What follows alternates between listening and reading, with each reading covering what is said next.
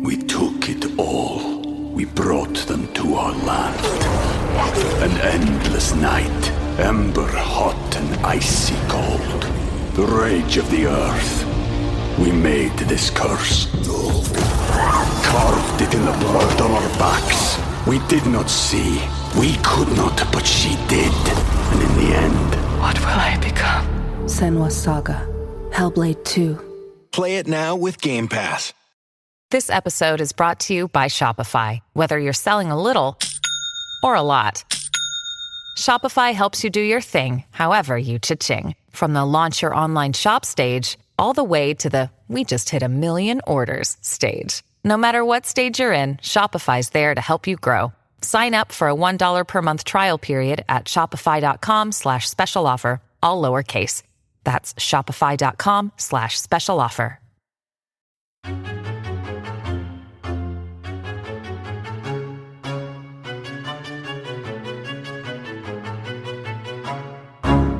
Slashes, huh?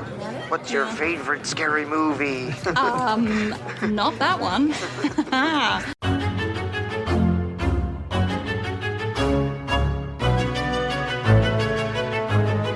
And welcome back to Horror Queers. We're talking bouncing.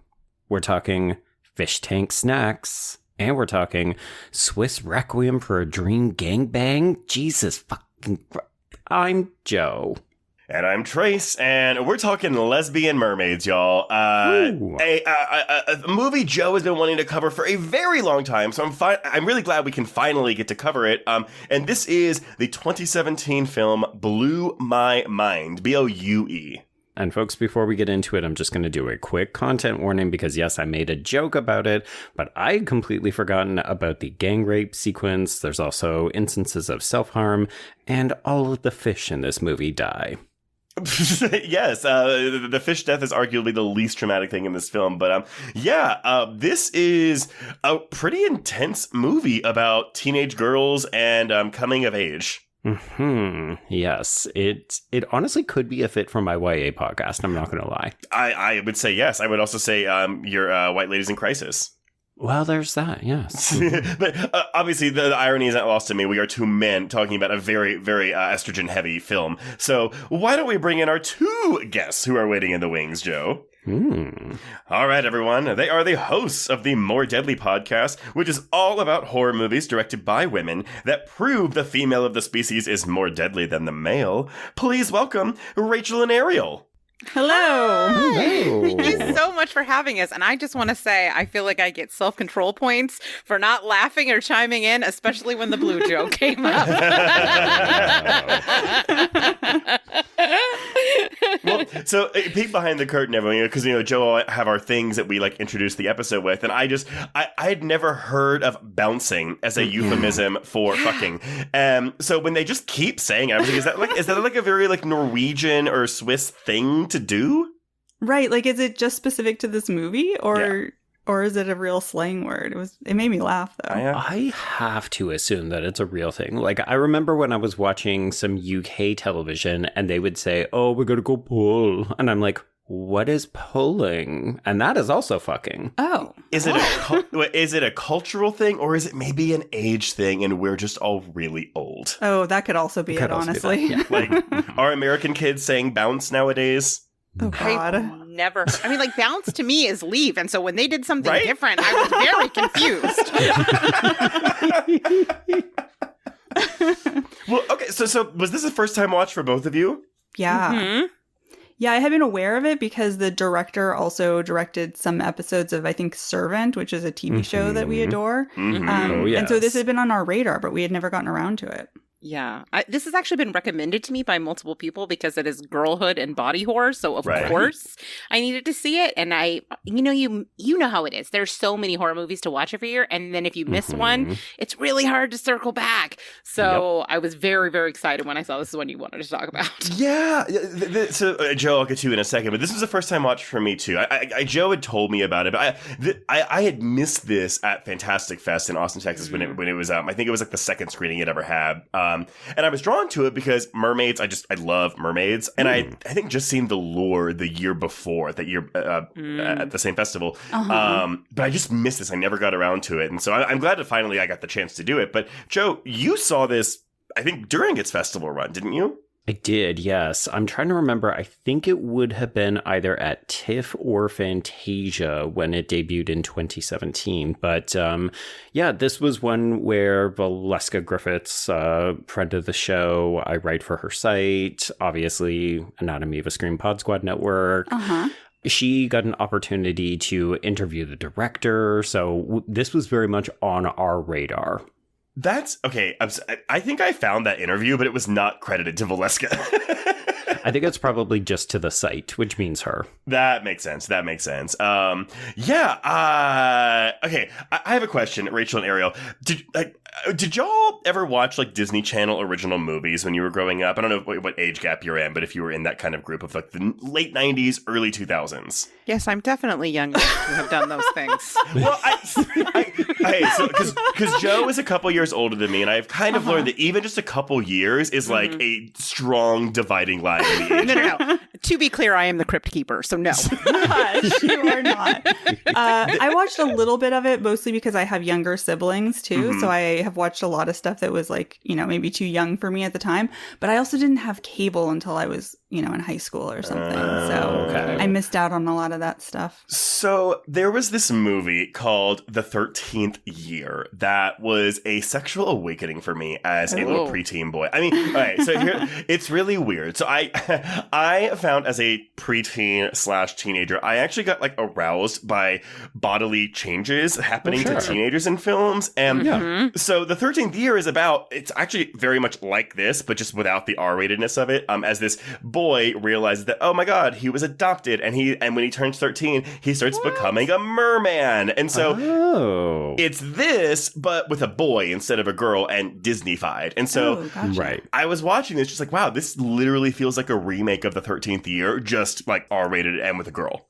Oh, that's wild. I just, of course, Googled it immediately, and it's a very different vibe, but... he's not very precocious, I'll say, in that movie, like Mia is in this one. Right. Yeah. It's funny that you say that title, Trace, because I definitely messaged you, because normally if you haven't seen a film and I have, you will send me your thoughts, and it was radio silence. And as I cued listeners at the end of last week's episode, you sometimes struggle with these coming of age, specifically girl horror films. Like, they're not always your favorite. So I was interested that you hadn't sent me anything. But then, you sent me this like, oh, it's very similar to this Disney movie that I watch. But I was like, oh, it's funny. I thought you were going to say 13, like the movie with the teenage girls, because in a lot of ways, this film feels like that, only it has this additional mermaid element to it. And I'll just say, I think I like this movie fine. I did not love this movie. I actually thought it played things a little too safe, both with the body horror and with the teenage stuff, because honestly, I wasn't thinking about 13 when I watched it, but I've seen 13. And when you brought up the comparison, I was like, that's a movie that goes really hard with its like teen angst. And so I appreciate a lot of what this movie was doing, but I also think it could have gone further, both with the body horror and with the teen angst. I'm curious, Ariel and Rachel, what are your thoughts overall? Like, did you enjoy the film? I mean, based on the reaction of the poor old lady next to me on the plane, I think this went pretty hard. I don't know.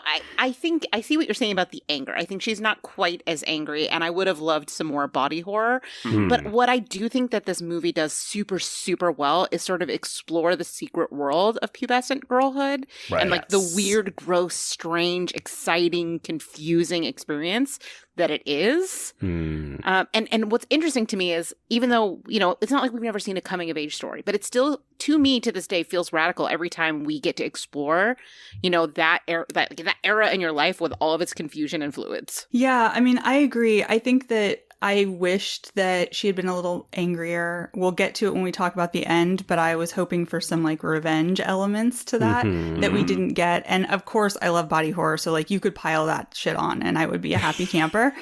But I really did appreciate the coming of age story. And I think one of my favorite parts is the friendship between Mia and Gianna. I think yeah, the acting is so good and their friendship felt so real to me and so familiar. The way that they get close so quickly, how they have this like sleepover and they just start sharing their secrets immediately. This sort of bond that they have that becomes almost sexual at times too. Oh, yes. All of that felt super familiar. So I loved that aspect of it. I'm glad. I'm sure that's something we're all going to talk about. But that's the part of the story that I latched onto the most, because I confess, I really thought that Gianna was just going to be like, okay, she's the popular girl. We thought she was going to be a bitch. Well, I also thought, like Mia's going to try to be like her. And like, you know, it's just like, so I like, yes, this growing relationship. Like that's what I latched onto the most in this film. And funnily enough, though, the Bruhlman, the director, she was like, yeah, Gianna actually was a much smaller part when I started writing this. But the more I started writing the film and her character, the bigger a part of the story she became. Oh, I like that. Okay. Yeah, that's good. I think it really enhances the story because, like you said, you expect a one-note character. And I think that, you know, that toxic dynamic that could easily play out and has in other films that really explore horizontal hostility, you know, this one actually felt more real to me because the relationships that I had, that even if they had that element of maybe bringing out the more rebellious or the, you know, like the darker sides and the more exploratory sides of yourself, like at the end of the day, they were my friends because of the kind moments, the love moments. Yeah. And so that added like a level of realism. So I'm with you, Ariel. The relationship between the two of these is like one of my favorite things about this film. Yeah. Yeah. By the way, horizontal hostility, what a fantastic term. I mean, it is automatopoeia. It is what it sounds like. It's just interesting that you say that because I cover a lot of YA movies on my other podcasts, and I'm used to seeing stories with absent parents, bad parents, parents who are the conflict, right? It's all about, I don't want to grow up and become those people. And this movie definitely has that. But I love the fact that it doesn't fully lean into that. It doesn't fully lean into the, oh, this girl is my friend, but also she's my enemy / she's a huge bitch and I want to take her down. Like I'm going to make Mean Girl / plastic references throughout my plot recap, but the film isn't really doing that. It's just more the vibe that the group gives off. Yeah, it almost starts that way and then it sort of transforms the more they get to know each other. Right. Yeah. Yeah, Mean Girl coded, but not actually Mean Girl. Yeah. Exactly. Yeah. Well, yeah, these felt like, again, authentic, like, real-life girls and not just, like, movie girls, right? Yeah. I think it helps, too, how young they look in this film. Oh, gosh. I don't know how old the actors actually are, but they felt like 15, 16-year-old girls to me. 100%. Yeah. Which makes the stuff that they get into more shocking or more upsetting, you know? Yeah. Well, okay, so I don't have a long production history for this because there's actually not a ton of making of information about this film. But I will say all this comes from interviews with writer-director Lisa Bruhlman on sites like Anatomy of a Scream, Modern Horrors, Pop Matters, and Variety, that little site. So, Blew My Mind is the feature directorial debut of Lisa Bruhlman, who would, as we said, go on to direct several episodes of Servant, as well as Killing Eve. Lesbian. Though she did get her start as an actress, she moved to directing because she often felt like a puppet. Those are her words. The more she was on set and saw different directors at work, the more she kept thinking that she could do it too. But she kept thinking about how she would stage it herself when she was on those acting jobs. So I think that was a calling that was just like more important to her than acting. But as for the film itself, so she brings up English painter John William Waterhouse, who was very popular in the late 19th and early 20th centuries. But he painted this picture called Hylas and the Nymphs. This picture has accompanied Bruhlman since her childhood, and in her 2013 short film, Hylas und die Nymphen, she brought the women in that picture to life, essentially adapting the myth that the picture was telling. This kind of narrative through line carried over into Blew My Mind, and she examined more deeply with which the topic she connected with these mythical creatures to link them to teenage female pubescence. So for protagonist Mia, in her words, and she's like, she must free herself from the constraints of society and connect with her feminine elemental force. So Bruhlman views the film as being about freedom and loving oneself as one is, even if you don't fit into a certain pattern. And that's also a reason why the quote-unquote romance between Mia and Gianna isn't really pushed further, because she didn't want a romance to overshadow the actual themes of the film she was telling. Gotcha. Interesting. That makes sense. Because I see it there. Like, I think like a lot of the gentle complaints that we may have about the film, it sometimes feels like there's a trepidation about exploring it fully. But, you know, I definitely saw in her interview with Valeska says like, oh, I really hope that they were going to kiss.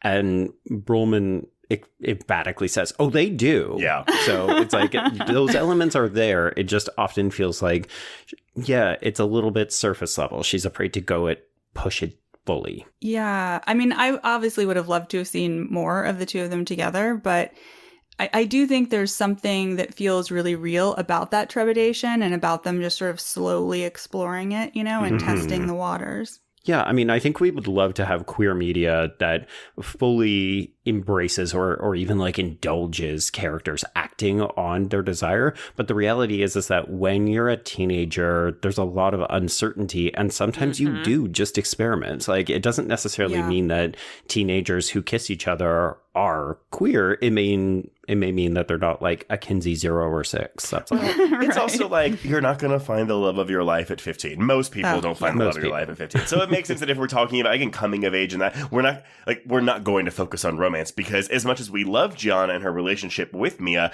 they're probably not in game, especially since this movie ends with, spoiler alert, Mia being in the ocean. Yeah. But as for Mia, Bruhlman had this very strong image of her already transformed into a mermaid in a messed up or flooded apartment. Something about this contrast fascinated her, and it was one of the first images she had when she started to write the script. And then she thought, okay, after Mia needs to flood this apartment, her cage, and mess it up even before she can finally break free. And then she kind of wrote the movie with that, and then went from there. I do think for people that are coming into this, if you're like, oh, it's a mermaid movie, I think it's important to say that is the last 10 minutes of this movie. It takes a long time to get there. Which is fine. I mean, I knew that going in. Joey kind of primed me for it, so I wasn't expecting a movie full of mermaid body horror. That doesn't mean I don't want more of it. Right. But it's there. It's there. I almost wonder if I shouldn't have said anything, because it does so often feel like the film is treating it as a bit of a mystery. Like, not, ooh, who killed this lady? I'm trying to find the culprit. But more, hey, what's happening with her body? Is it real? Is it imagined? What is really going on? And then at the end, oh, mermaid. Well, I mean, that would be nice, but in Ariel and Rachel, I don't know if you've seen any publicity still for this movie, but I can tell you right now that when I was at a festival, the still used was her with a fucking mermaid tail. So you can't run away from it. She also starts devouring fish pretty early in the film, I feel like, too. Yeah. But yeah, and Bruhlman wanted to do a coming-of-age tale because, in her words, puberty is a very interesting time for filmmakers because all feelings are boosted. Everything is extreme and exaggerated. It is a time of departure, a time of detachment from your parents. Everyone has gone through this phase and can identify with it, even if you're older. That's why I think it's a very interesting age to talk about in movies.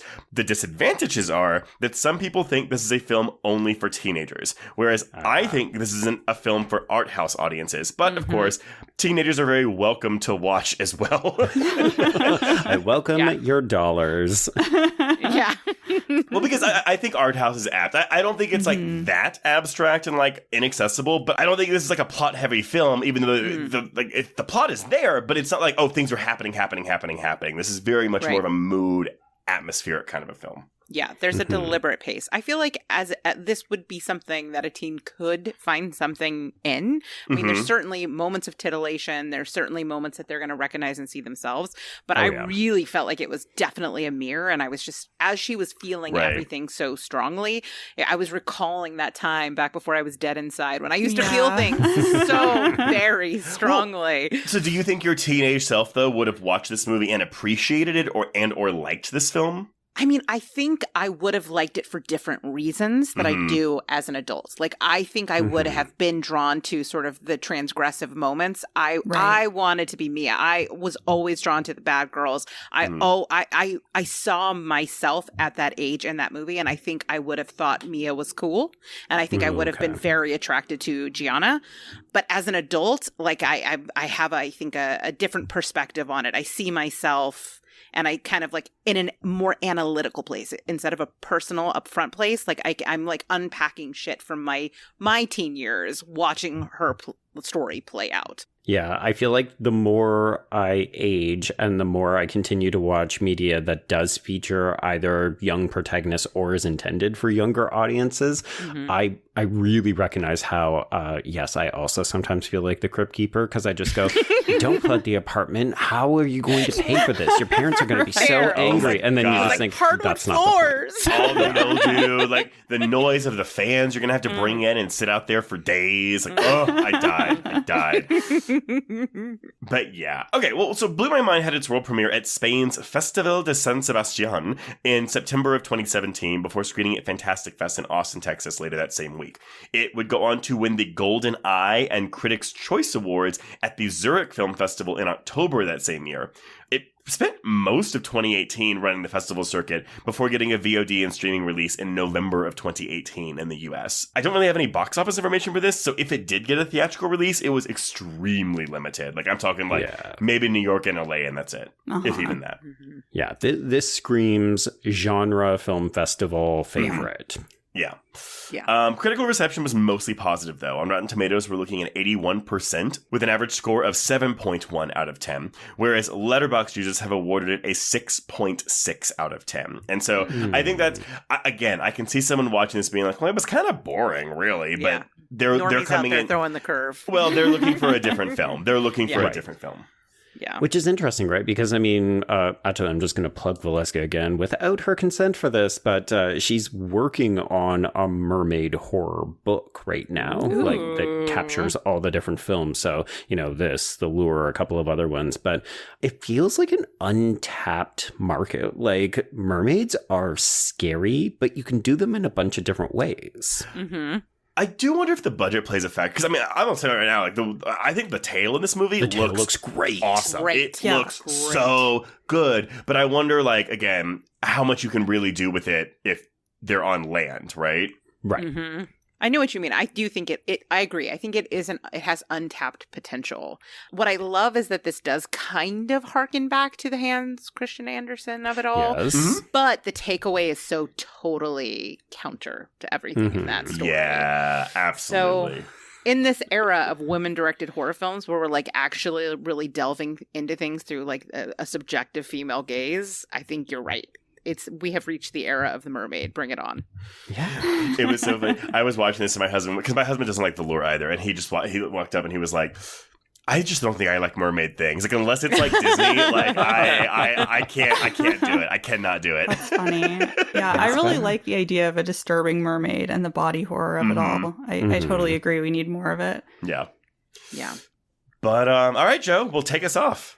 Okay. So we begin with brief images of a little girl on a rocky beach by herself, and then we get the title. So my immediate question for you, because reading interviews with Brulman, it was apparently meant to be ambiguous who this character is. But I guess for me, like watching a movie, I'm kind of like, yeah, this is my protagonist. And so I'm assuming when we cut from her to Mia as a teenager, I'm like, okay, that's the same person. But the intent is meant to be more ambiguous, where you don't really know who it is until the end of the film when she turns into a mermaid. That's interesting because I assumed the same thing you did. Yeah. That was it. Well, it's kind of fun because, Trace, one of the things that I ended up asking back of you is whether or not we believe Mia's story, because she spends a lot of this film questioning if she was adopted. But we also open this film with her and her family recently moving. So she is the new girl in this apartment complex at this school.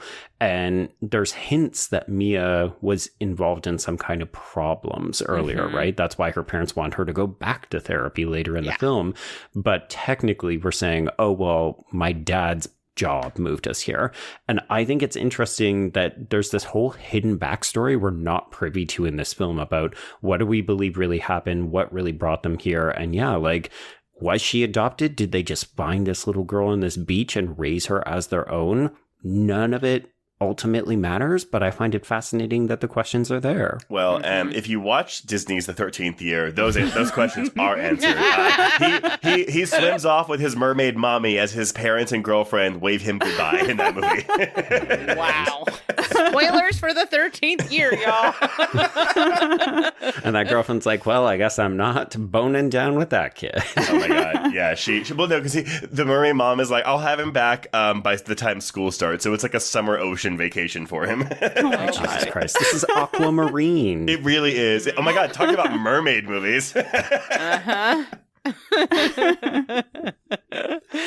Okay, so yes, we do jump ahead. We're introduced to Mia as a 15-year-old. She is now played by Luna Wedler, and she is sitting in this unpacked new apartment. And I even love that the apartment itself is under construction, so it's very much a like wink-wink metaphor kind of deal. There's a lot of wink-wink metaphor in this movie. That is the subtitle of this movie. Well, that's why I'm really excited to have you on here, because I feel like I won't speak for Joe, but I feel like there might be things as a man that I'm not inherently picking up on with this stuff.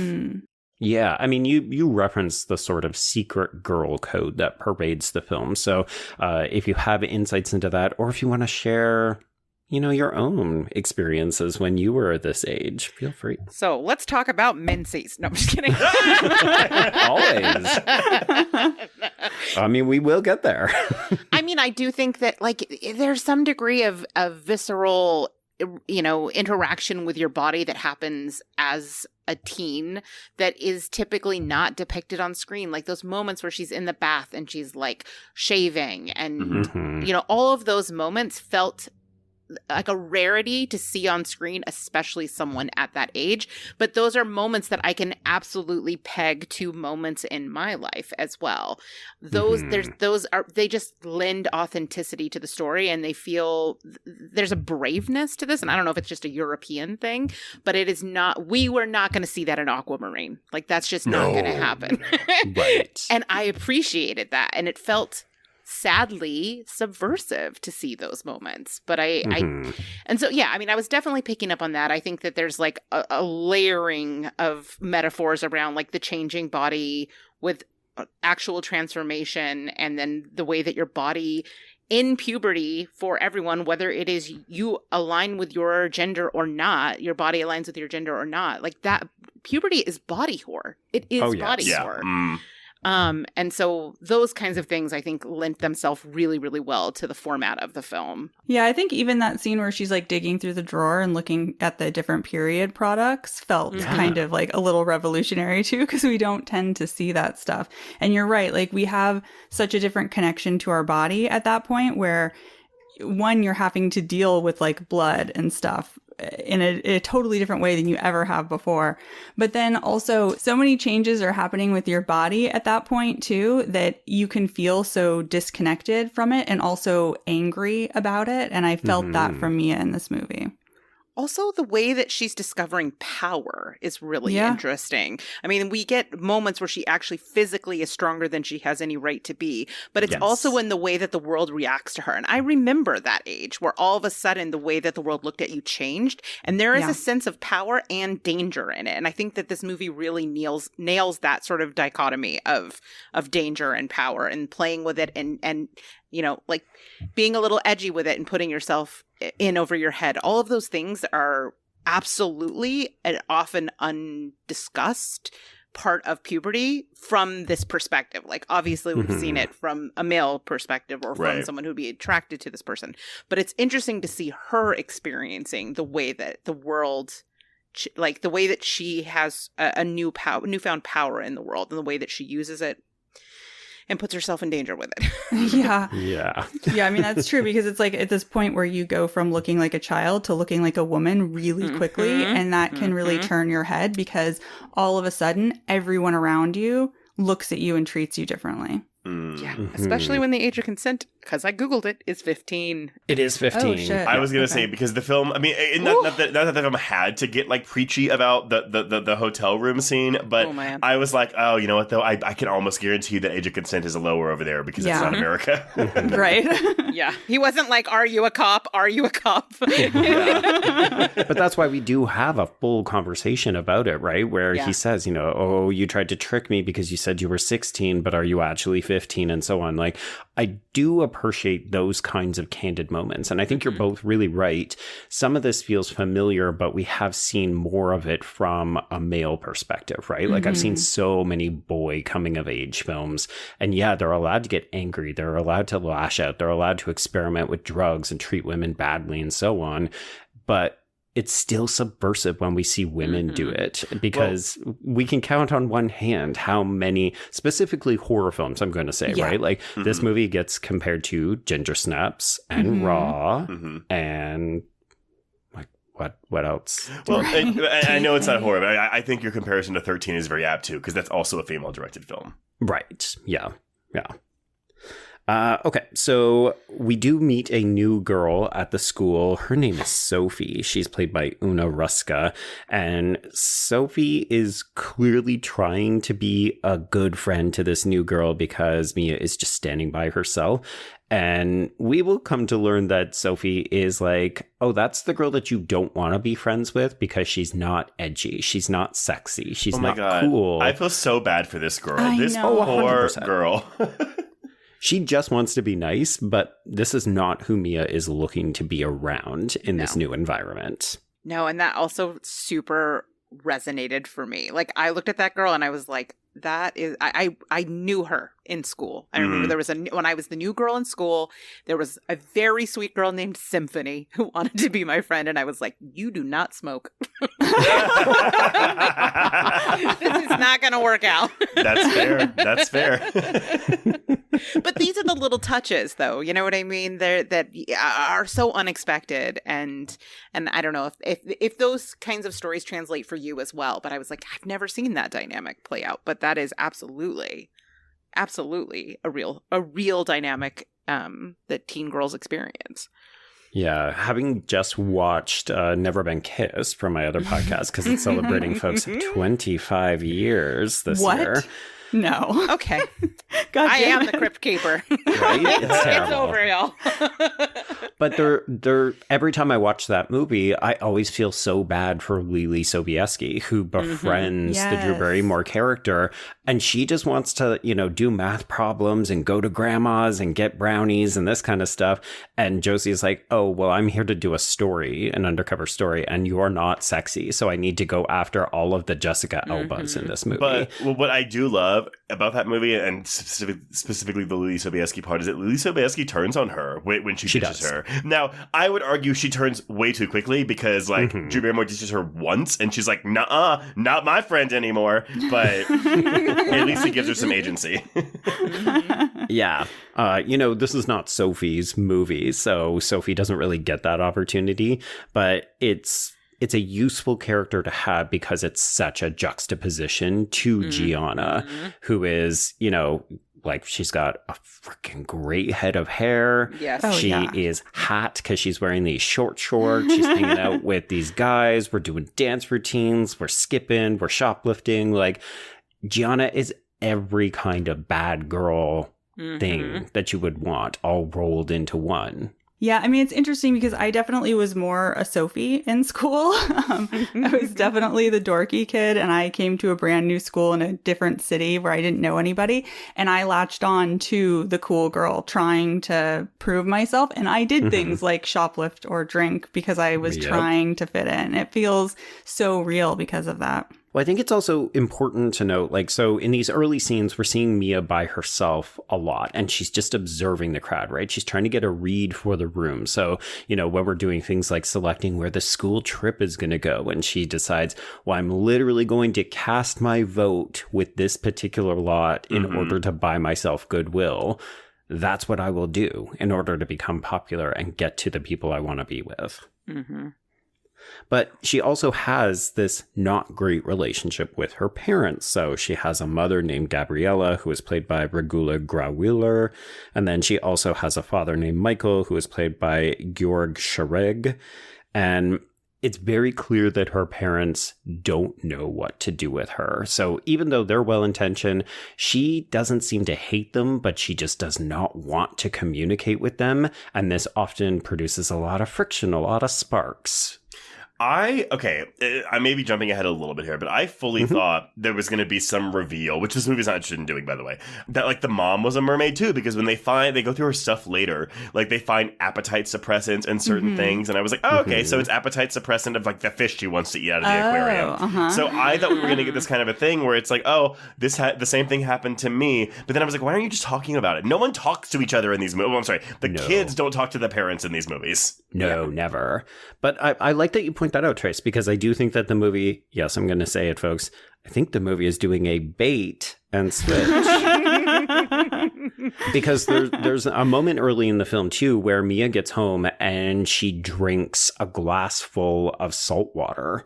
And this is a bulimia trick if you're looking to induce vomiting. But of course, in this film, what we come to realize is, oh, well, she's just a mermaid and she needs salt water. Right. I mean, I think it's interesting how it plays with this kind of stuff, like both the bulimia aspect, but also self-harm and the way that she like cuts her toes later. I think it's interesting because it's all connected to the transformation, but before you know that, it just feels like kind of the thing teenagers do when you're miserable, you know, and feeling like an outcast and an outsider and not even your parents understand you, you know? Mm-hmm. Yeah. That's actually why I think the film is ultimately so successful for me, is that you could hypothetically remove the harder body horror stuff in the back half of the film. And this could just be the story of a girl who is self-harming because she's trying to figure her shit out. Right. Yeah, absolutely. But I like the gills. Let's keep gills. The gills are cool. Yeah. Is this movie just a ripoff of Waterworld? That's what I want. Okay, so after she casts her vote with the cool kids to go to this Connie land, which we will come to learn is basically just a theme park for children and families, but it's carte blanche for them to do drugs and just zone out for the day. So, of course, that's what Gianna and crew want to do. Hell yeah.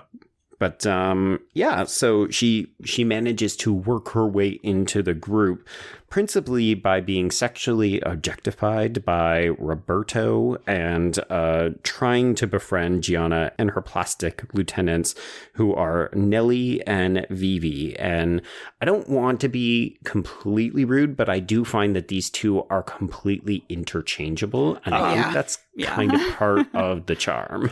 Mm-hmm. Yeah, I think we just need two of them because if there's just one, then there's like an odd man out situation. So we have to have them to be able to occupy each other's time when Gianna and me are doing their own thing. Right. Mm-hmm. Yeah. Interestingly enough, early on, the guys are not super welcoming of Mia. So, when she's trying to get in with the girls, the guys are looking whether or not they want to bounce with her. So, but one of the first things that they yell is, hey, have you even had your period? And of course, we will come to realize down the line that she has not. But the fact that this is a kind of benchmark that boys will use to determine whether women are sexually viable, right? It's like, oh, are you old enough to bleed? In which case, then I can have sex with you. Also, it's peak negging. Like the pickup artist vibes are strong, right? With Roberto. Yeah. I mean, granted, like I've never picked up a woman before, but I can't imagine starting it off with my pickup line being, "Have you had your period yet?" But here's the thing: this movie is also, I mean, I don't think it's a stretch to say that it's a feminist film, but also the guys in this suck. Yeah. Oh yeah, they're all disgusting, awful. but they sinister. I mean, They are sinister. Yeah. I also feel like I met them when I was 15. Oh, yeah. 100%. Because it's also like, okay, they want to fuck her, but then they just keep calling her a slut after the fact. And I'm like, okay, like, double standard, but that's just par for the course with this kind of a story. Because no one's going to clap back at Roberto and say, oh, you slept with a bunch of different girls. The only thing they're interested in is, hey, I heard that girl is infectious. Do you have something? Mm-hmm. Anyway, the guy sexualizing her is a way in for her because the girls end up taking her under her wing. So we do go back to Gianna's house. I'm going to apologize. I did not actually reference who Gianna is played by. She's played by an actress named Zoe Pastel Holthusen. And I think the two female leads in this film are really exceptional. But Gianna is a bit of a hat trick to me because, as we said earlier, she's a character that we expect to hate or to find a lot of conflict in. And that is not the case. I actually would gladly watch a movie where Gianna is the protagonist. Yeah. I mean, I think she's got this innate charm to her, but there's also a real vulnerability under the surface. And so I think that's why we're so drawn to her. And watching her and Mia bond, it just really reminded me of that time in high school where you just get so close so fast. And the fact that both of the actors are so good and they have really intense chemistry with each other, both on a friendship level and then also kind of on a sexual level later, is really great. Yeah, and it doesn't take long because we go back to Gianna's house. We're introduced to her dad, who is a businessman who is clearly very important and does not care at all about his daughter. So again, it's very mean girl vibes in that way. It's like, cool, you're here, whatever, I'm busy. I do love how the film makes a meal out of the juxtaposition of the two like field trip waiver signing scenes. Like the way Gianna's dad is like, all right, here you go. But then Mia's dad is like, all right, cool, leave it here. I'll maybe have it signed when you get back from school later today. Right. I'm going to look it over first. So we go back to Gianna's room, the four girls do, and immediately things, go into teen girl world. So we are weighing ourselves, we are drinking, we're texting boys, we're hanging all over each other. Like Gianna literally strokes Vivi's leg, but it's all under the pretense of, oh, you haven't shaved today or whatever. But it's... And the choking game, like we had a version of this when I was younger. I don't know if y'all did, but it's where you choke yourself, but you spin around really fast to make yourself pass out. It wasn't from someone else. Oh, okay, interesting. Yeah, ours was you hyperventilate, but you're like bent over and you stand up and somebody chokes you. Oh, yeah. Yeah. So, question. It may or may not create an awakening. No judgment. So, because this, from an adult perspective, looks like autoerotic asphyxiation, right? Yeah. Like you're getting off on somebody choking you out, but you're, when Gianna comes to, she says, it feels so good. And you're just like, oh, fuck, the girls are not okay. Yes. I really love this scene so much because, again, it just feels so real. And when Mia comes in and she's sort of standing at the foot of the bed and the other girls are all draped over each other and giggling and having a great time, and she's still kind of feeling like a little bit of an outsider and isn't sure how to like fit herself in, I, in that moment, like remembered exactly what it felt like to be Mia, It's just, I think this movie does such a good job of making you feel all of her emotions and make you really remember what it was like to be that age again. Well, and this is such a careful scene in terms of not just introducing the dynamic between Gianna and her lieutenants, but also what Mia is willing to do to break into this, because she's going to allow Gianna to make a dating profile for her, but she won't let her take a topless picture. But then she will allow herself to be choked out, but only after she does it to Gianna first. So we're establishing interesting boundaries, but particularly at this point in the film, it still feels like, ooh, these girls are going to be pitted against each other. Yeah. Right. I mean, all of these early scenes with Gianna, all we're seeing is sort of this more sophisticated, more sexually experienced, more adult character. And what's interesting is as we get to know her, the opposite sort of happens. We see the girl in her. She reveals the vulnerability and how much of this is just artifice. And that's what I think allows that kind of connection between the two of them to be so sweet, is that this is almost like an armor that she wears, because as we learn from her family, there is not a lot of mommy and daddy love for her. And I think that this is like a bad girl armor that she puts on that she can put down around Mia. Right. But not around Nellie and Vivi. Right? No. Right? But maybe it's because Mia's so new that it's like, okay, like we can establish a baseline here that I don't already have with my friends. Yeah. Yeah. I wonder if it's that, but also realizing that Mia is more willing to be vulnerable. Like, yes. It sounds mean, but we don't really get to know much about Vivi or Nellie throughout the course of the film. But I very much get the impression that they are surface level. Like they do things just because Gianna tells them to. Whereas Mia is willing to expose herself in the process of trying to befriend Gianna. Yeah, I mean, they are kind of carbon copies of Gianna. They are, they're doing the same sort of performative adulthood. Whereas Mia, she doesn't have that level of sophistication, you know? And I think that there's some, like you said, it's that vulnerability that creates space for Gianna to meet her in that space. So after the choking incident, it does upset Mia enough that she more or less runs home immediately thereafter. And she gets home, she's by herself, so it's snack time. She needs to indulge in a couple of fish from her mother's fish tank, though she does puke them back up pretty quickly. So it is the chewing, because I was kind of like, okay, like, you know what you can do, just swallow it whole. But then I'm like, but then it's just swimming around in your stomach. I don't really like the idea of that. So we do get to watch her, like, kind of in the process decide to chew this thing in her mouth. It's Yep. Yeah, the mouth sounds in this movie aren't great. There's a scene later where she really munches on a fish, and it's disgusting. Trigger warning for misophonia. Yeah, exactly. Yeah. I mean, that's the thing, is like this isn't a super gory or violent film, but it finds its horror and its discomfort around like visceral moments, and it uses it uses its sound mix to very effective effect. Right. Yeah. So her mom does notice these missing fish, and she basically brushes it off so that she can go back to her room. She does have a message on this internet profile from a 35-year-old man named Teddy, who is played by Michael Schweitzer and Liquor. And Liquor? I was going to say, that was a lot of sounds you just made. Oh my. Yeah. So Mia is still trying to impress the next day. So when she sees the girls are ditching school, she follows them.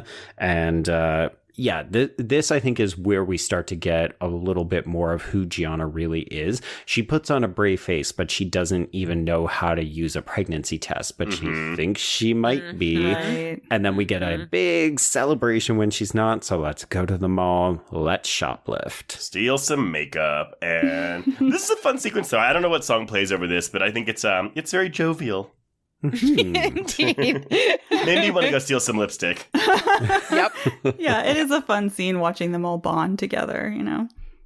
So Mia and Gianna end up getting separated from the other two when they get chased by security. And this is where we get our first near kiss after we stand on an overpass, flash our tits at the cars, drink a bunch and so on.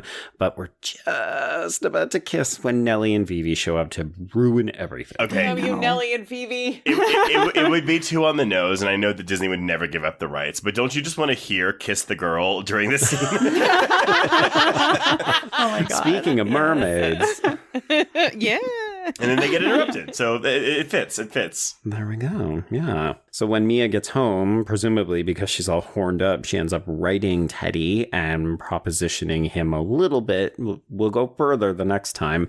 But this is also when she gets her first period. So credit to the film. We do also see like bloody underwear, which to me feels very art house and very European. Almost taboo, right? Like, you know, we hear about periods a lot, but we don't see periods a lot. Right. I remember last year, Rachel and I watched Where the Devil Roams. I know you guys have seen that too. And there's a scene there where the daughter hands Toby Poser's character her bloody underwear. And we thought when we watched it, we were like, that feels subversive. That feels transgressive to do something like that, because you never see that on film. Right. Well, or even television. Yeah. Let's think to period commercials where we're always using blue liquid. water. Yeah. Which, by the way, if it's blue, you guys go to the doctor. Run to the nearest clinic. I'm sorry, what does that mean if it's blue? It means you blew my mind. Oh my God. You're pregnant with a mermaid. Yeah, you got mermaid. That's what it means if you're blue. Okay, so she does take a bath, which feels very apropos, right? You know, you're probably cramping, you're probably uncomfortable. This feels like a where is my happy spot? And of course, when we know what she is, this also makes double sense. Yeah, that she's craving the water. She doesn't even realize it at that point.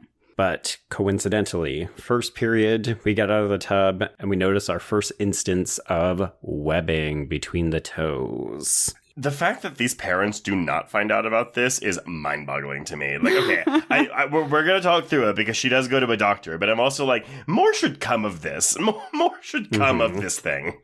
Oh, my favorite moment, and I think I have a reason for it, but I love that they are so concerned about her that they are sending her back to therapy, but also, okay, we're going to leave and go to a wedding. We're going to leave you here by yourself. Oh, I know, for an entire weekend when they know she's been acting out and staying out all night and stuff. It's kind of crazy. But I also think there's something that feels real about that too, because as much as her parents kind of want to fix her, that fix is not changing anything about their family dynamic. No. It's sending her to a therapist, maybe putting her on medication or whatever.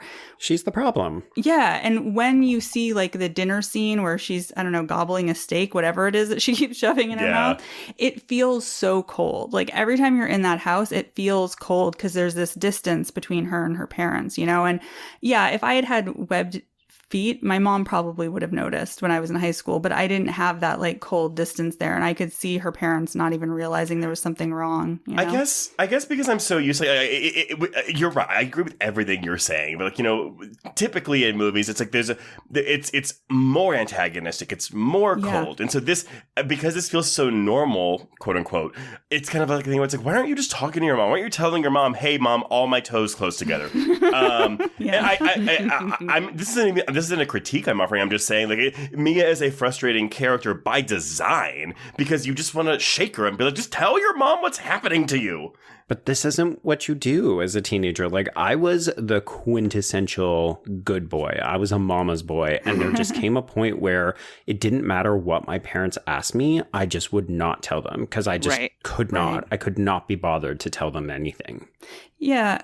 I think you don't want to talk to your parents, but I think also you sometimes feel like shame around the changes in your body because although like intellectually you maybe know that everybody goes through puberty, it feels like just you know, there's like a spotlight shining on you and your changes and you just want nobody to know about it. I think the only reason why I also am kind of like, I don't get why she doesn't tell her is because she does feel comfortable confronting her about the possibility that she was adopted, that these are not her parents. So I just kept expecting her to even be like, well, what about this? Did I get this from you too? Like that kind of a thing, you know? Yeah.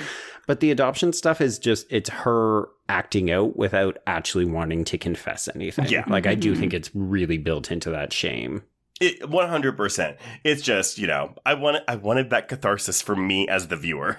I was going to say, Trace, that is an old person response. Where you're looking at a teenager saying, why won't you just talk to your parents? That's why it's not a critique. I understand the reasoning for all of this. It's just my selfish ass. It's like, just fucking do something about this. Right. Oh, 100%. Yeah. Why are you being so difficult? Why can't you just confide in someone? I would argue the doctor she goes to see is irresponsible too, because the doctor's oh, this is not normal. Oh, there's a weird membrane between your thing. Bye. Yeah. Right. I won't even listen to her at the beginning of the appointment. Yeah. Which makes sense why she wouldn't go to her parents. Yeah. You know, after having been blown off by this doctor, it's confirming her fear that she's not going to be believed. Her parents treat her like she's an unreliable narrator and they're just throwing her into therapy. It goes back to the fact that there's some sort of underlying situation. And if she is adopted, if this is what she suspects is true, then there may be some degree of them being like, we don't know what to do with you because you are a stranger to us. Right. And clearly they have never confided in her. So in order to broach that conversation, they would have to say, oh, by the way, adoption. Right. Interesting. Okay. Well, needless to say, she and Mom are not on good speaking terms, and she gets a slap when Mom is like, hey, where's my fish? And she's like, get out! She doesn't say she ate them, at least, because I don't even know how you would tell your mom that. No, that could be like a one-way ticket to the loony bin. Right. Yeah. It's a fish. Like, oh, you've got disordered eating. You're starting to eat the fish instead of the stuff in the even fridge. just flushing the live fish is a little like harming animals. What if the devil's triangle? Is she peeing the bed too? We've got a little. Call Father Karras. Is he here? Does he come to Switzerland? Does he specialize in fish people? Right. Yes. Okay. So she goes to bed, and in the morning, her dad wakes her up so that he can drive her. But really what he wants to do is ask her more about the fish, because we didn't get a straight answer when Mom tried it. And yeah, this is when he's like, okay, well, you're not being straight with me, so I'm going to punish you in a completely passive-aggressive way. You don't get to go to Connieland. Yeah. Okay, Dad. It is very passive-aggressive, but I also feel like parents do that kind of stuff when you're that age, when they just don't know what to do with you. You know, it's like, well, we'll just take away something that matters. Yes. Yeah. For me, it was video games. Ah, yeah. That makes sense. Okay. So yes, this is actually when she does, Dad drops her off at school, but she goes to see the doctor. So she visits Dr. Mudweiler, who is played by Rachel Bronswig, and she shows her the foot. We get the diagnosis that the webbing is known as syndactyly. Well, but it's not, because that's a birth defect, so you can't just acquire that. So that's not what this is. Yes, but of course, in the doctor's mind, we look at it, we see webbing between the toes, and it's like, oh, yeah, don't worry about that. You've had that forever. Oh, wait, you've had that since yesterday? I'm going to send you to get some blood work while I make some calls. Some sinister. This is weird. Yeah.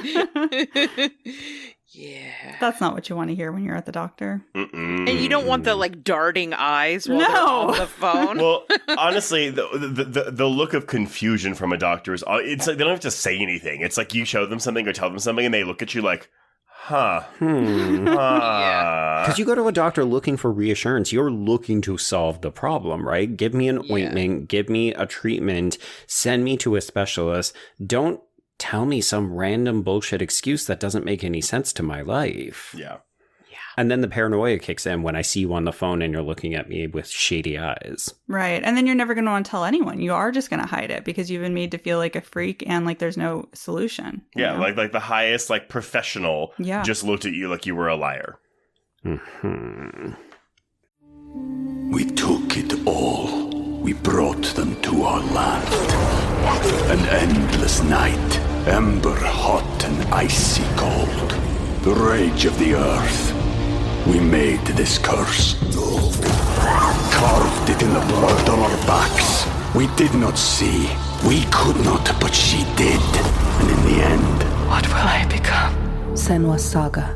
Hellblade 2. Play it now with Game Pass. So she runs outside. She ends up tripping and falling. She skins both of her knees. And I think, again, this is the film trying to deflect on what's actually happening, because you could assume later on when she has bruising on her legs, it's like, oh, right, it's because she slipped, she fell, she injured herself here.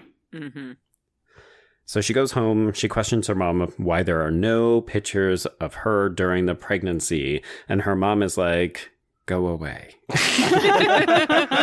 This is mommy's elliptical hour. Bye-bye. Yeah. Honestly, this mom, I don't know. I can't even say that this mom sucks because we've skipped over it, but there's this really tender scene where Mia has a bad day and she just comes and crawls into bed with her mom, and it's dialogue free, but the mom looks so happy to have her little girl there, and it's really nice. It's just that it's clear that these moments don't happen often. Yeah, it makes you feel like when she was little and growing up, she was really close to her mom and maybe there was more warmth and loving there. But as she got older and maybe started rebelling or having behavioral issues or whatever, that distance grew. And now they don't really know how to climb over that wall, to get back to each other.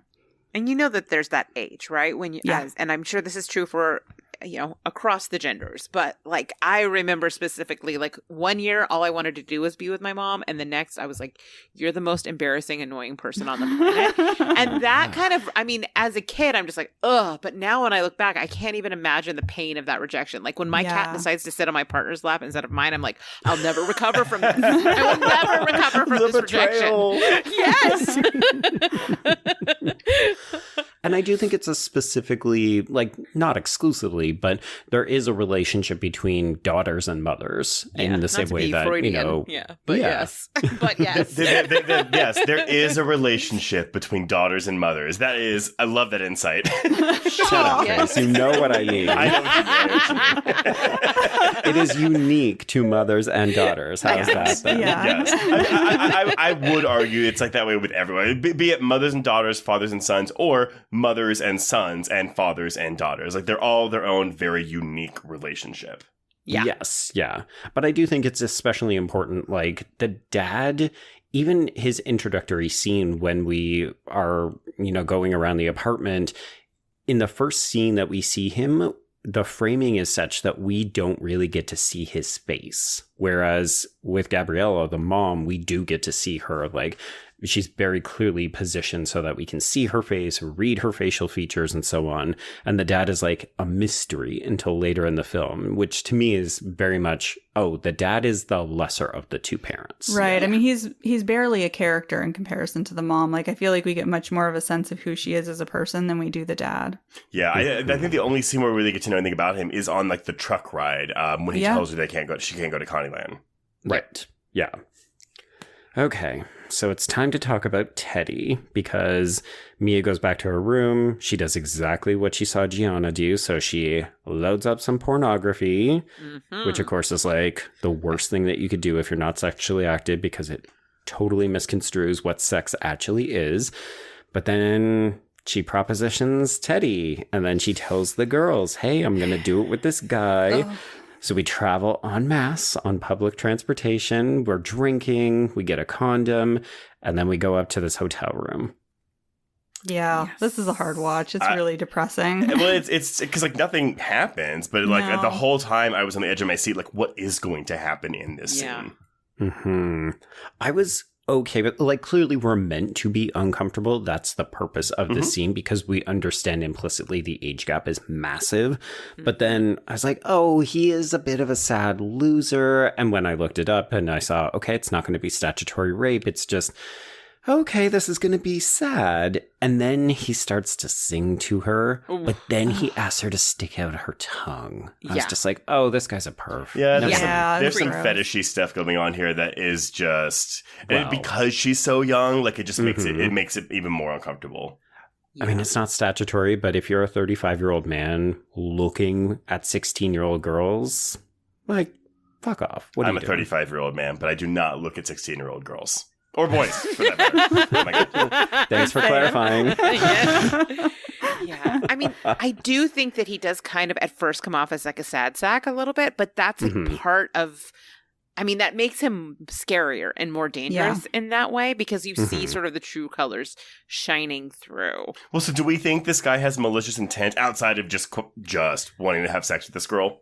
I mean, I guess we get into these subjective ideas around morality versus like legality. Like technically it's not statutory, but it feels fundamentally wrong. I would be really curious to see if there are any European listeners who live in a country where the age of consent is, let's say, 15 or under.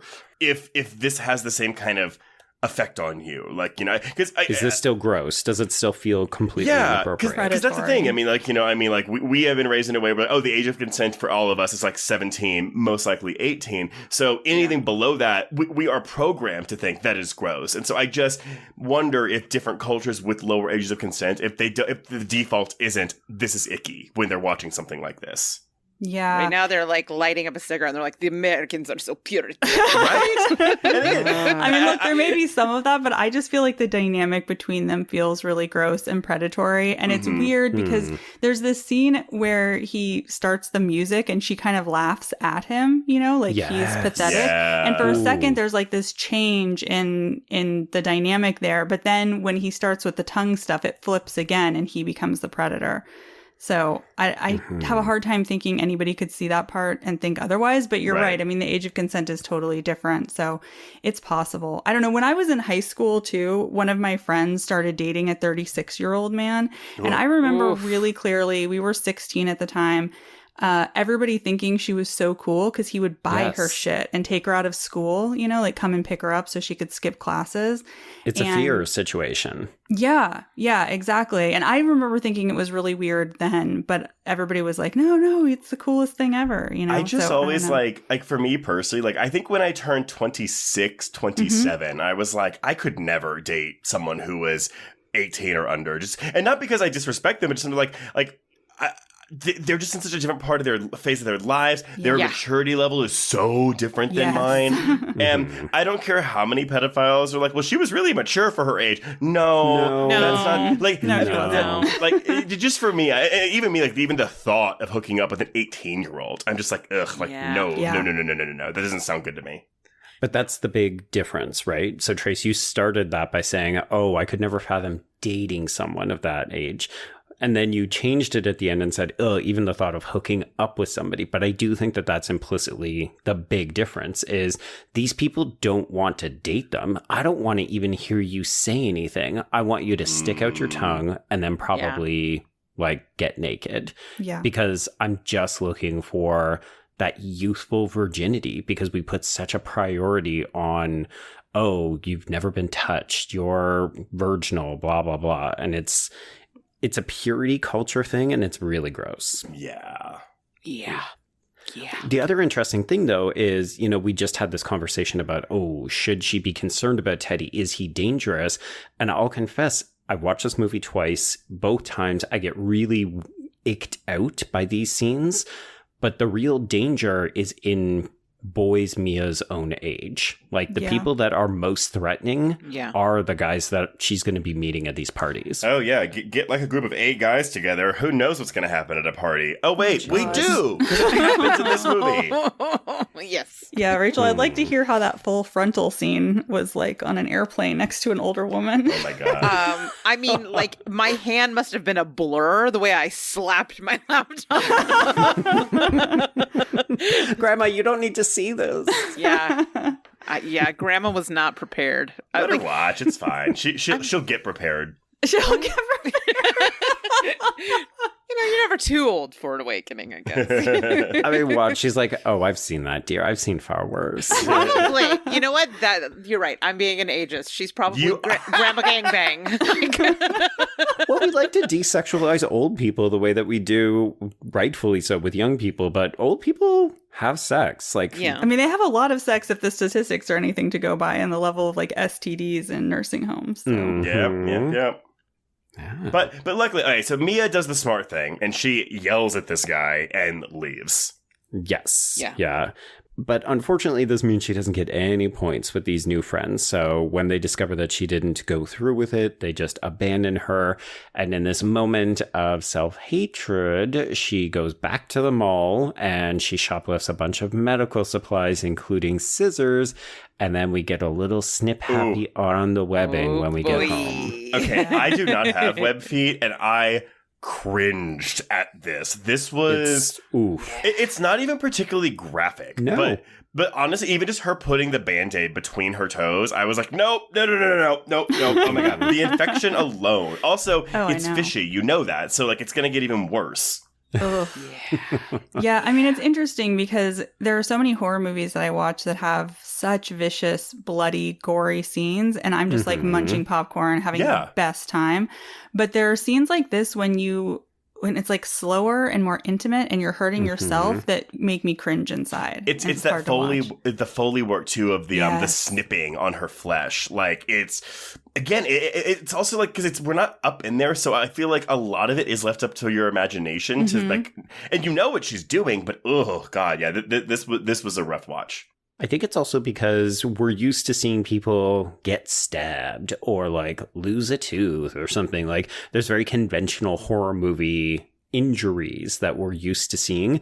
So when you see something happen to somebody's foot, it feels a little bit more unique. Like when I saw the scene, it reminded me of Saint Maud when she puts the nails in her shoe. Oh my god, that's such a great comparison. Yeah, because that scene also makes you want to crawl out of your own skin. And again, not super graphic. No. It's all in the performance and the Foley work. Yeah. So, okay. Mia ends up going to Roberto's and she just shows up by herself. They bounce. I gotta say, it's very short. This does not look like good sex. It does not look like good bouncing. That's the kind of bounce that makes you want to bounce, like and never come back. The one random touch in this room, he's got a Deadpool poster like hanging above his bed. Of course he does. I mean, it did look like maximum effort was being attempted. Oh boy. I mean, teenage boys, right? You know that you're in for about 30 seconds, but I love the touch that they finish. And immediately he just pulls his clothes back on and asks her, you know, he's not a dick about it right now. No. He will be later. But he just says, I'm going to go back and play video games with my brother. It's like, oh, I just know everything I need to know about you as a character is in that one line. There. 100%. Yep. Yeah. I like he asked her, did you come? And she's like, I think so. I don't even know, I don't even know why guys even ask that question in scenarios like this. It's like, what? I guess because it makes her the bitch by saying, no, I did not come from this experience that you just gave me. Like, absolutely not. Yeah. Right. No, there's no good answer for her to give that would be a no. I think we're flipping it around. He's an idiot and he wants reassurance that he did well. So he's like, did you come? Because he wants to know that the sex was great. It blew her mind. He was the best she's ever had. I know, but again, it's I get it. He's an idiot. So we're to believe that he actually believes he like gave her an orgasm from this experiment, which fine, whatever. But I'm also just like, okay, well then what happens when the girl says no? I did not come from that. Except a teenage girl would never. Right. Because she's not going to feel comfortable. Not to a guy like this. Because she wants to impress him still. Yeah. That's why she picked Roberto as opposed to just some random other dude. Well, that's why men think that this will give women orgasms well into their adulthood. Also true. Like, I understand the reasoning why, like, the girls tell them this, but it's also like, but that's also doing the damage. Yeah. Right. Yes. Normalize saying, no, you did not make me come, sir. Yeah. or even normalize saying, hey, here's what you should do to make me come. There you go. Foreplay exists for a reason, and that was not in this scene. Oh, no. Oh my God. I will be honest, like, I'm a person who, ever since I've been sexually active, I've always been a fan of foreplay. And maybe it's because, like, when you're, like, a gay man, like, you know, the barrier to anal sex is, like, you know, there's a barrier there, so you have to get used to that. But I've never understood this aversion, or at least, maybe it's a stereotype with straight men, but this aversion to oral sex, specifically giving oral sex. I've never understood that. Same. Yeah, I agree. Preach. And I don't get it, because I guess I enjoy it so much. I love giving oral sex of both varieties, and it's a fun time passer for me. So I'm going to float a maybe unpopular opinion among male straight listeners, which is that I think straight men are secretly disgusted by parts of women's bodies and or they don't understand how they work, so they don't want to go down there. Yep. Right. Well, I mean, if all of the, aside from now, obviously, we have a lot of access to more adult content, but I think the messages, cultural messages around the vagina is gross. You know what I mean? So I think culturally you just kind of, you can't stand in the rain and not get wet. So if you are told that it is gross and mysterious and weird and smelly, you're going to be weirded out by it. I guess, and maybe this is a bad like mantra to live by, but for me, I'm like, if I put my dick in it or on it, then it's good enough for my mouth. You know what? That's not bad. That's not bad. Yeah. Well, I'm excuse me, I have to go stitch something on a pillow real quick. I mean, I guess for most guys, it's the opposite, right? Like, I won't stick my dick in it unless I feel safe enough to put my mouth on it. But then that should work too. It should go both ways. Yeah. Well, but I think also the other cultural messaging is that the way to get a woman to experience any kind of pleasure is to stick a penis into it. Right. Yeah. I'm gay and I even know that's not true.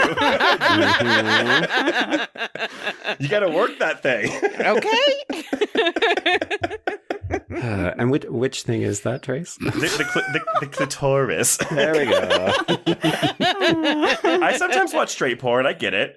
Yeah. Well. Okay, so let's take a moment. Like, how do I recover from this? Let's take a moment to talk about Mia post-coitus, because there is this really fascinating scene where she stays in Roberto's bed and she has a kind of daydream where she's in the woods and she's just enjoying the bird calls and having this moment. What do you folks make of this scene? I mean, I think that every time we see some sort of some sort of growth, some sort of sexual maturity, some sort of acceptance of who she is, or any of those kind of growth moments, it is very, very entwined with her transformation, and her transformation is very, very entwined with nature. So like she has lost her virginity. She is no longer a virgin. She has like sexually matured. So like, of course she's going to go back to this place. We saw it with the fainting spell and her going to the bathtub, all of those kinds of things, all of those things run parallel. So to me, it was just like getting more in touch with the person that she actually is. And some of that has to do with embracing her sexual agency and becoming a sexual being. Yeah. And each of those times we get like this sort of quiet contemplative moment for her, you know, like as she is changing and becoming more and more of a, you know, entering womanhood, but also having these changes happen to her body. There's like this moment where things slow down for her and she's kind of like thinking about it and maybe slowly starting to embrace it herself. I mean, it's worth noting that she was not seduced by Roberto. No. She did the seducing. Like, she went to the house, she did it and of her own free will. She doesn't seem to have any regrets or any shame around it. Like, later, obviously, some shaming is directed in towards her, but even that kind of seems to... She brushes it off. Yeah, it's kind of awesome to see because she's sort of slut shame proof. Right. Yeah. Right. Yeah. It's like she's not going to accept their criticism because she thinks it's bullshit, you know? Right. It's kind of awesome. And she's right about that. Mm-hmm. Oh, yeah. But it again, I would argue that feels very European / not North America, because in a conventional YA text, I feel like we would definitely see her spiral. She would be slut shamed. It would go viral around the school or something. Yes. She would become the outcast for that reason and not because she's turning into a mermaid. I don't disagree, but I do agree it's more European than American. However, I do think that with Gen Z, though, because sex positivity is such a big thing now, like it's not the same, but I do think that I could see this also being more American with today's youth, not our youth. Yeah. Sure. No, that is a good point, Trace. I mean, partially, it's important to remember that we've actually made some really great strides in representations of teens and the way that they react or act, for good or bad. You know, things like the new version of Gossip Girl. There's been some pretty daring indie films that have addressed very frankly sexual maturity and so on. So I think we're kind of getting there. The interesting thing is whether they're very mainstream or if they're still incredibly niche, right? Like, we're praising this film for doing things a little bit differently, but how many people had never even heard of it? Well, it's as the director said, this is an art house film. Yeah. So, you know what? After you've had some not great sex, but you have moved one step closer into adulthood, you get real hungry. So we go home and we have a dinner that we just attack. Yeah. Yeah. I'm surprised. I was because another mermaid movie and Ron Howard's Splash when she just goes to town on that whole lobster in the middle of the that's restaurant. right. Yes. Which is that like cannibalism at all? What is the relationship with mermaid to other crustaceans? Well, they're and like That's a fish, shellfish. like that's a crustacean. Yeah. Yeah, so- a shellfish is totally different from an actual fish. But Okay. But also, like, what is she gonna? Did the mermaid just hop out of the beach and just get a cow? Like, Just at the drive-through. Yeah. it's. But anyway, No, I mean, I do like sort of the exploration of her appetites, you know? She has multiple kinds. There's layers to this, you know what I mean? That she's hungry and she's feeding herself and she's voracious and she's going after it. And she's kind of unburdened by social niceties when she wants something. Yeah. She will go to a boy's house and be like, let's bounce. Or she will feast like a maniac on some beef.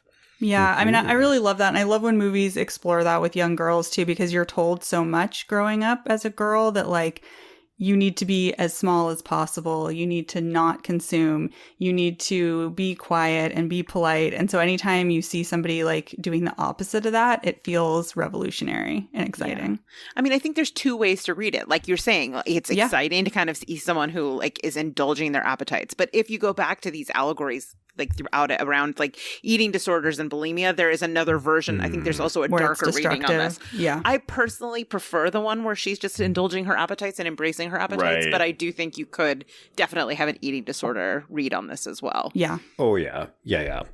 she's binging. Yeah, unfortunately. So, next rite of passage is to go to an after dark party. So, this is the purple red light party. I think that this is really, really well shot. We've actually not talked about this, but the DP of the film is Gabriel Lobos, and I think that there's some just really beautiful shots. I'm going to single out the Requiem for a Dream house party at the end as my favorite sequence. I think it's worth noting, too, that Mr. Lobos has actually shot some episodes of Servant, too. So clearly his visual eye was picked up on. Yeah. God, that movie is great. Or that show is great looking. Yeah. Trace and I have spent so many years trying to get people to watch it. Right, so have we. Honestly, the best way to do it now is say, hey, it's 4 10-episode seasons, so it's done. It has an ending, and they're 30-minute episodes. That's always the selling point. Yeah, that's a good Well, point. actually, the new selling point is, did you like The Watchers? Because it's directed by Shauna Shyamalan, and she directed like almost the entirety of season 3 and 4. God, so exciting. So exciting. Okay, so the highlight of this purple red dance party, we're getting pretty messy. Like Gianna fully vomits and we have to hold her hair, and then she comes back with Mia to spend the night. But we do get a blink and you miss it kiss during the dancing. Yeah. But of course, we're, imbibing heavily, and we should note that everybody knows that she and Roberto did it, and other guys are now saying, oh, hey, do you maybe want to fuck me? And she is kind of like, maybe. But also go away. Yeah. Great answer. Because the answer is maybe. Maybe I do want to fuck you, but I will be deciding whether or not that happens. Absolutely. Right now, I'd rather dance with my girls. I also really appreciated that this didn't become something like a source of tension between her and Gianna. Yes. I couldn't quite put my finger on what the dynamic was between her and Roberto, and I was like, now we're gonna have that relationship turn, and it just doesn't. It doesn't. They definitely seem like exes, though, don't they? Yeah, a little bit. But it's still very refreshing. Yeah. Yes. There's a lot more important things happening in their lives right now than Roberto. So I'm very glad that the film recognized nobody that needs to didn't fight bother over us with it. Roberto. No. Can you imagine this movie is all about Roberto? I mean, I think most like young adult stories would be. I think that would be a plot point that had repercussions, and there really aren't. And that's us. We're trained to expect that. Yeah. Yes. Yeah. So Gianna does spend the night. We forge the Connieland consent form because it's not a big fucking deal to Gianna. She's like, oh, Your dad didn't sign it? Cool, let me do that for you. It doesn't matter.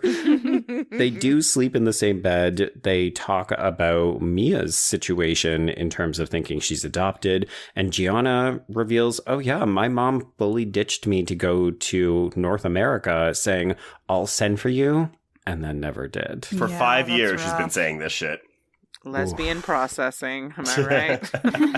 That's rough. Yeah. I do love the reactions that Mia's mother and father have in the morning when they're introduced to Gianna. Because obviously they're surprised to see that there's another girl there, but Gianna is fully dropping the F word and other things. She's like, oh, he doesn't give a shit what I do. Like, there is no. It's interesting. Like, at first, you wonder if maybe she's going to like put on some sort of performance, but there is she's deeply unapologetic about who she is. Yeah, it's pretty great. And the shared look between the parents is hilarious. Because you would. Yeah, I mean, this girl's bad news. Yeah. Yeah, but again, it's not really something that we end up following through on, right? Like in a more conventional text, you would have the parents say, I forbid you to hang out with her anymore. She's a bad seed. She's going to lead you down a dark path. And the parents are just kind of like, I guess she's made friends? Right.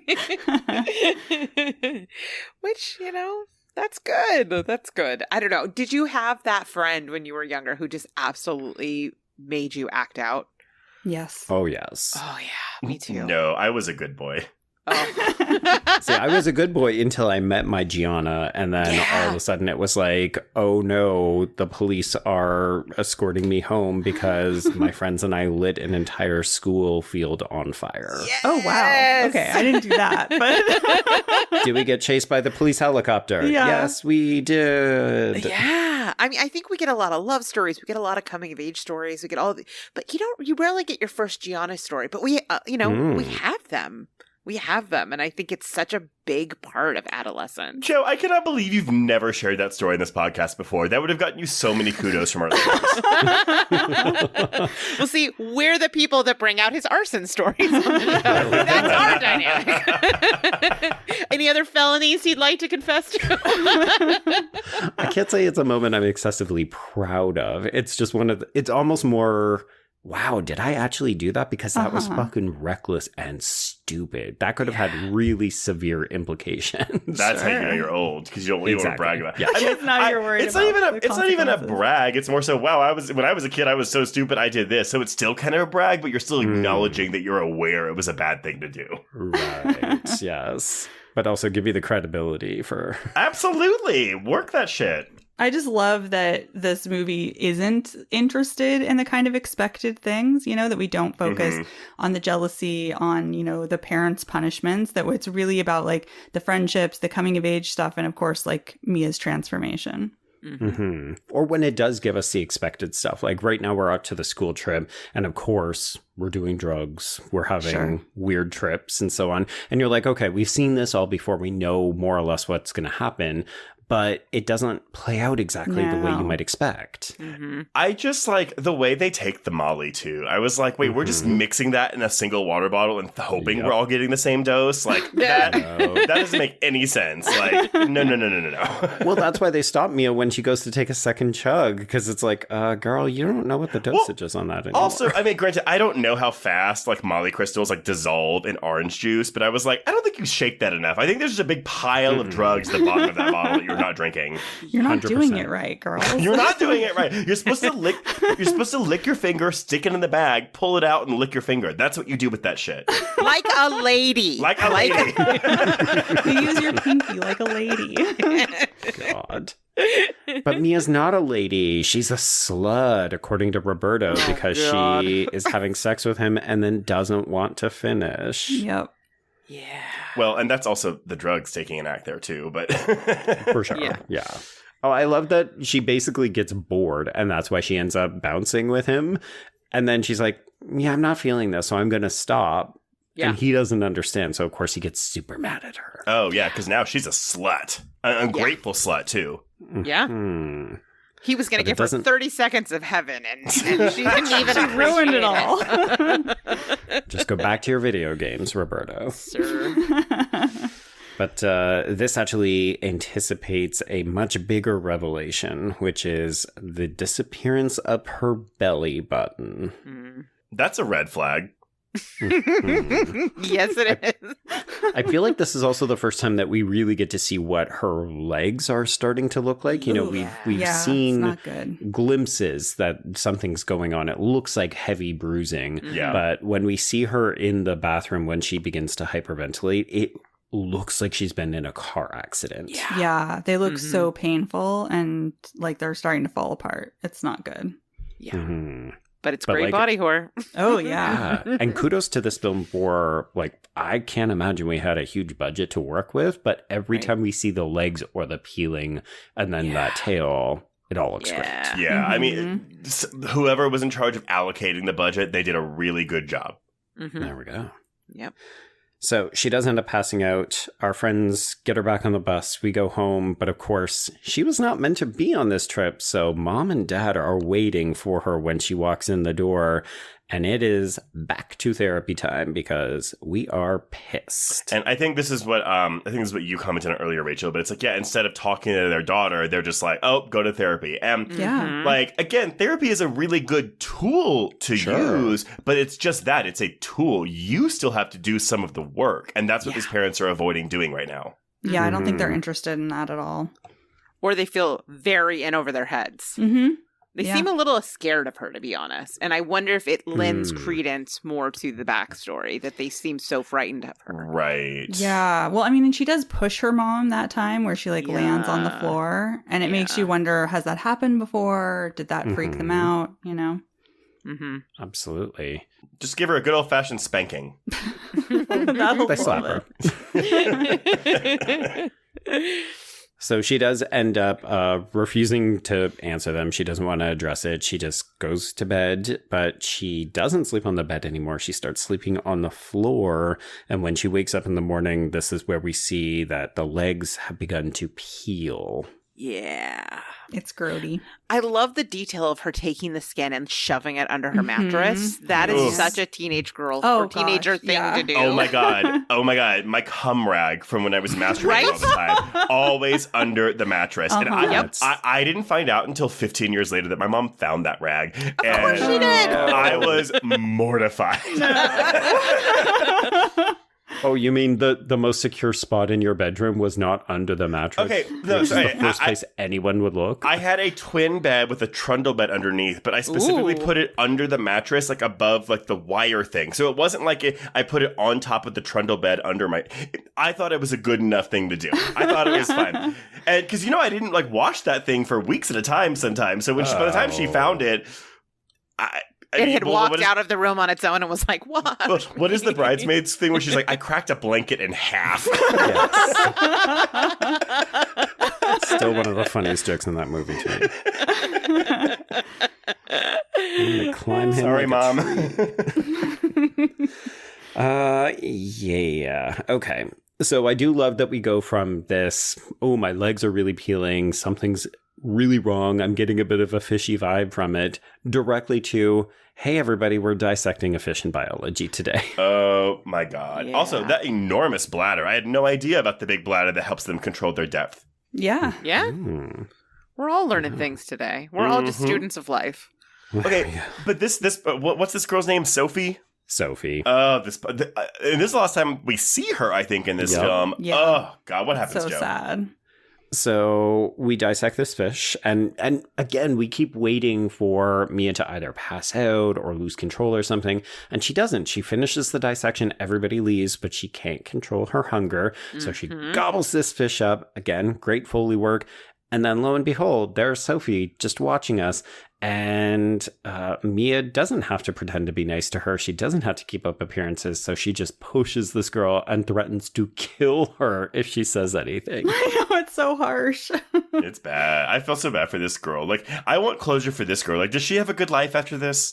Right. She probably has a very stable, like, not exciting life, but she's also not getting into trouble. Yeah, well. Yeah. Like an accountant or something. Okay, so in the hallway, she's confronted by Roberto, who asks if she is infected because he's heard rumors floating around. And you're just like, God, dudes are shitty. Teenage boys are shitty. Yeah. Oh, yeah. Are you clean? Are you clean specifically? I hate, are you clean? Yeah. I mean, she was a virgin until she met you, Roberto, so if she isn't clean, you where might be did she blame. get it? Well, and he's already called her a slut. He's like, do you just do it with anyone? It's like, no, asshole, just you, and that sucks. Which is the funniest thing, because it's like, no, I made a bad decision with you, but I'm not making bad decisions out there. No, let me walk that back, because I don't think sex has to be a bad decision if it's impulsive. But just this idea that, oh, well, if you jumped into bed with me, I guess you must be a slut because you'll do it with anybody. Like, Roberto. You're telling on yourself. The problem is, but he is telling on himself, but society is so fucked up that it doesn't matter. Right. Exactly. Yeah. Wow. And different for boys. Yep. Yeah. Okay. So mom picks her up for therapy, and this is where Mia starts to float the idea that she's adopted again. And then when she gets home, she wants to pursue this angle. So she and Gianna search all of her mom's records. They go through her pills. And we find a document in French that nobody can translate. But mom walks in, and this just starts all new rounds of fighting. Which they find, again, so it's appetite suppressants, which again I thought was for fish, and hormones, which is, I was like, okay, maybe that's what she takes to, like, make her... She's a woman of a certain age. Well, I get that now, but I was like, maybe that's her anti-tail hormones. Anti-tail. Is that an over-the-counter? That's a prescription, or is that just something you can walk in and buy? And then you don't grow scales anymore. It's over-the-counter in the ocean. It's at the ocean pharmacy. Oh, yes. Right. Yes. Over-the-counter ocean pharmacy. So were you disappointed you didn't get your full, like, Teen Wolf dad in the bathroom moment in this movie? Oh my God, that's such a great comparison. Yes, I really thought that's where we were going with this. Really? We're not even going to bring in Raw. Okay, we're going to bring in Teen Wolf. Got it. I am a scholar of horror, and I like the deep cuts. Absolutely. I think we're calling Teen Wolf a deep cut. Oh, I love it. But also though, Teen Wolf, like, again, but as teenage Trace, like, getting aroused and like bodily changes, like, absolutely. I was like, oh my God, I want to be that wolf. Like, I want to 100% was so attracted to Michael J. Fox in that movie. I want to surf on a van and hang out with Styles. Let's make it happen. I want Boof as my best friend. Okay. He doesn't want to dunk all the time. Okay, so we're moving into the last act of this, which means it's time for the bad behavior to escalate. And that's mostly because Mia's parents go to this wedding. And I said the reason that I could imagine they went is because they do make reference that it's the dad's, I think, boss's daughter or something.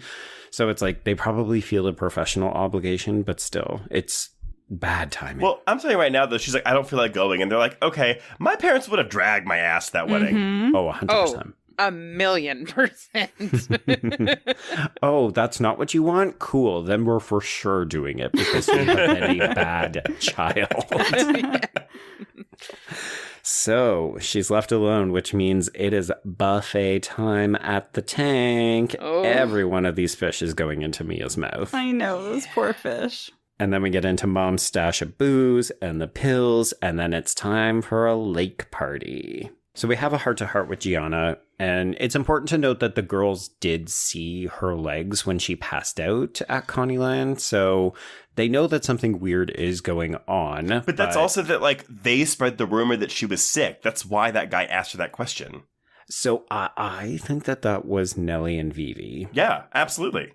Yeah. But not Gianna. I don't think Gianna would have done that. Yeah, no, I think you're right. But we do have this like really nice, intimate kind of heart to heart where the two girls they're almost cuddling on the dock.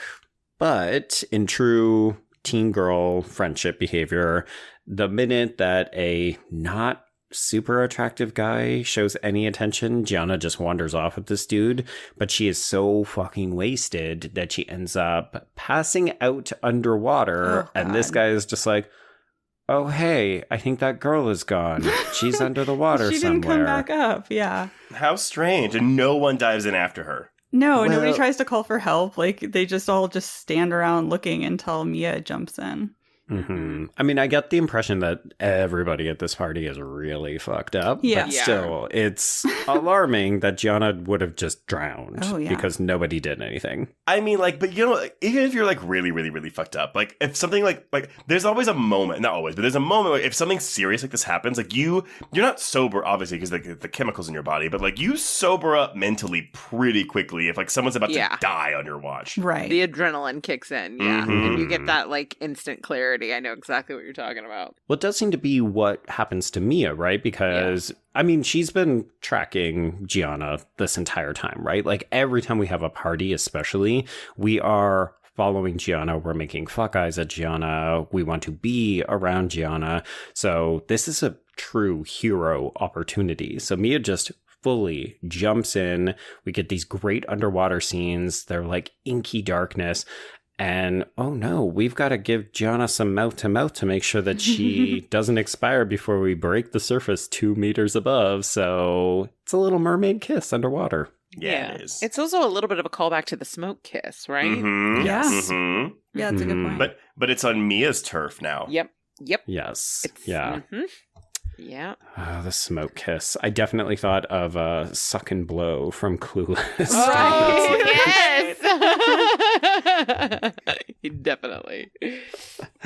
So Mia is embarrassed by this interaction. So even though Gianna is fine, she completely runs away. So Mia heads home and she goes to the bathroom. This is where she discovers, well, I guess the real reason is that she realizes, hey, how did I breathe underwater? And lo and behold, it's because she has gills now. I love that. They look so good, too. They do. Great. Yeah. They do. When she's poking at them, that's great. Ugh. Mm-hmm. Yes.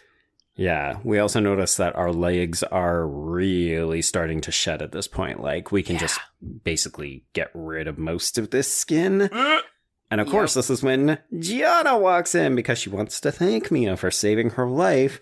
And Mia is not in the mood, so we are throwing bottles, we're yelling at her to get out, and then we have a complete cry meltdown. Yeah. And what do we do when we have a meltdown? But we make some maybe not so great decisions.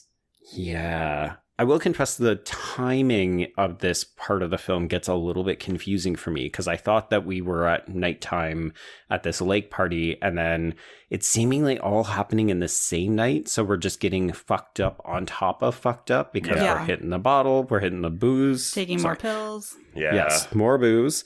And then this is when we go to what I call the gangbang party.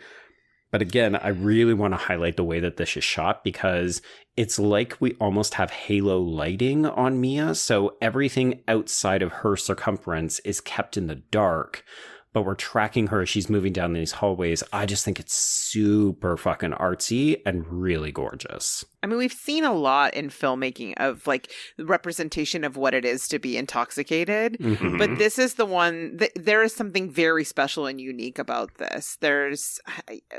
And I think the way that the world is closed, like this, the frame is closing in on her. It mirrors kind of her internal experience, but also the way the story is coming to a climax, and it's like the end is coming. And you really feel that.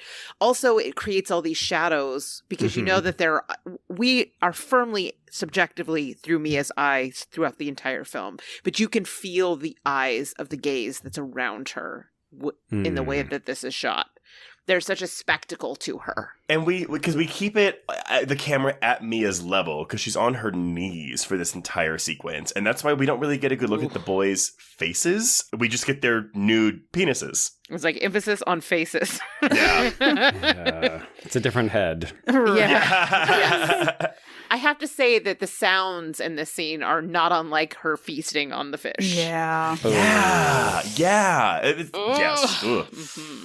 But like the way, because she does fully blow two of these guys, I think, before Gianna comes in. But like it is full on like, oh, we're just passing her mouth around. Right. There's a whole circle of men, and I do like the way the camera doesn't focus on their faces, because I think that's how Mia would see the situation too. You know, like, they're all faceless, meaningless people who are just abusers. Yeah.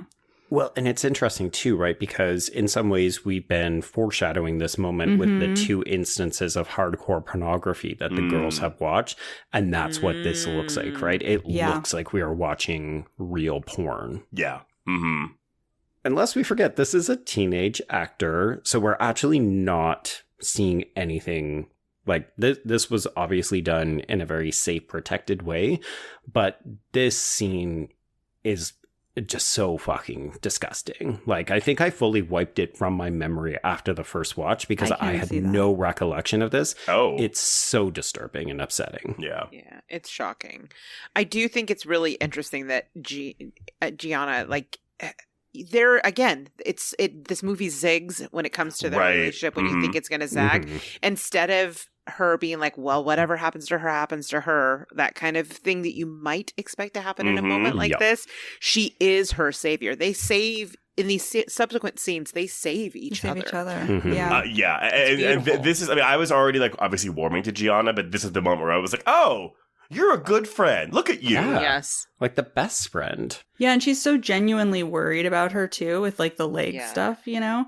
I mean, it wasn't great to say it out loud because then the guys like freak out and get really angry with her, but I love how much Gianna worries about her and cares about her, and it makes so much sense later why she's the one Mia calls. She's the one she thinks of when she's having an emergency. I do actually kind of like the way that she uses that moment kind of to reclaim her power, though. Like their revulsion, she rechannels that into being able to escape that situation. And just the absolute rubber girl fuck you of it all is really cathartic in that moment, because it's been this thing that she's been like so ashamed of. And now it's out there. Now everybody knows. Yeah. And she like reclaims that power in a way that is really satisfying to see. And once again, it's men only caring about themselves, thinking that, you know, oh, what's wrong with her? Have I got something now? And Gianna is like, that's my friend. I need to look after her. We need to get out of here. Yep. Okay, so thankfully we do get Mia out of there before something worse happens.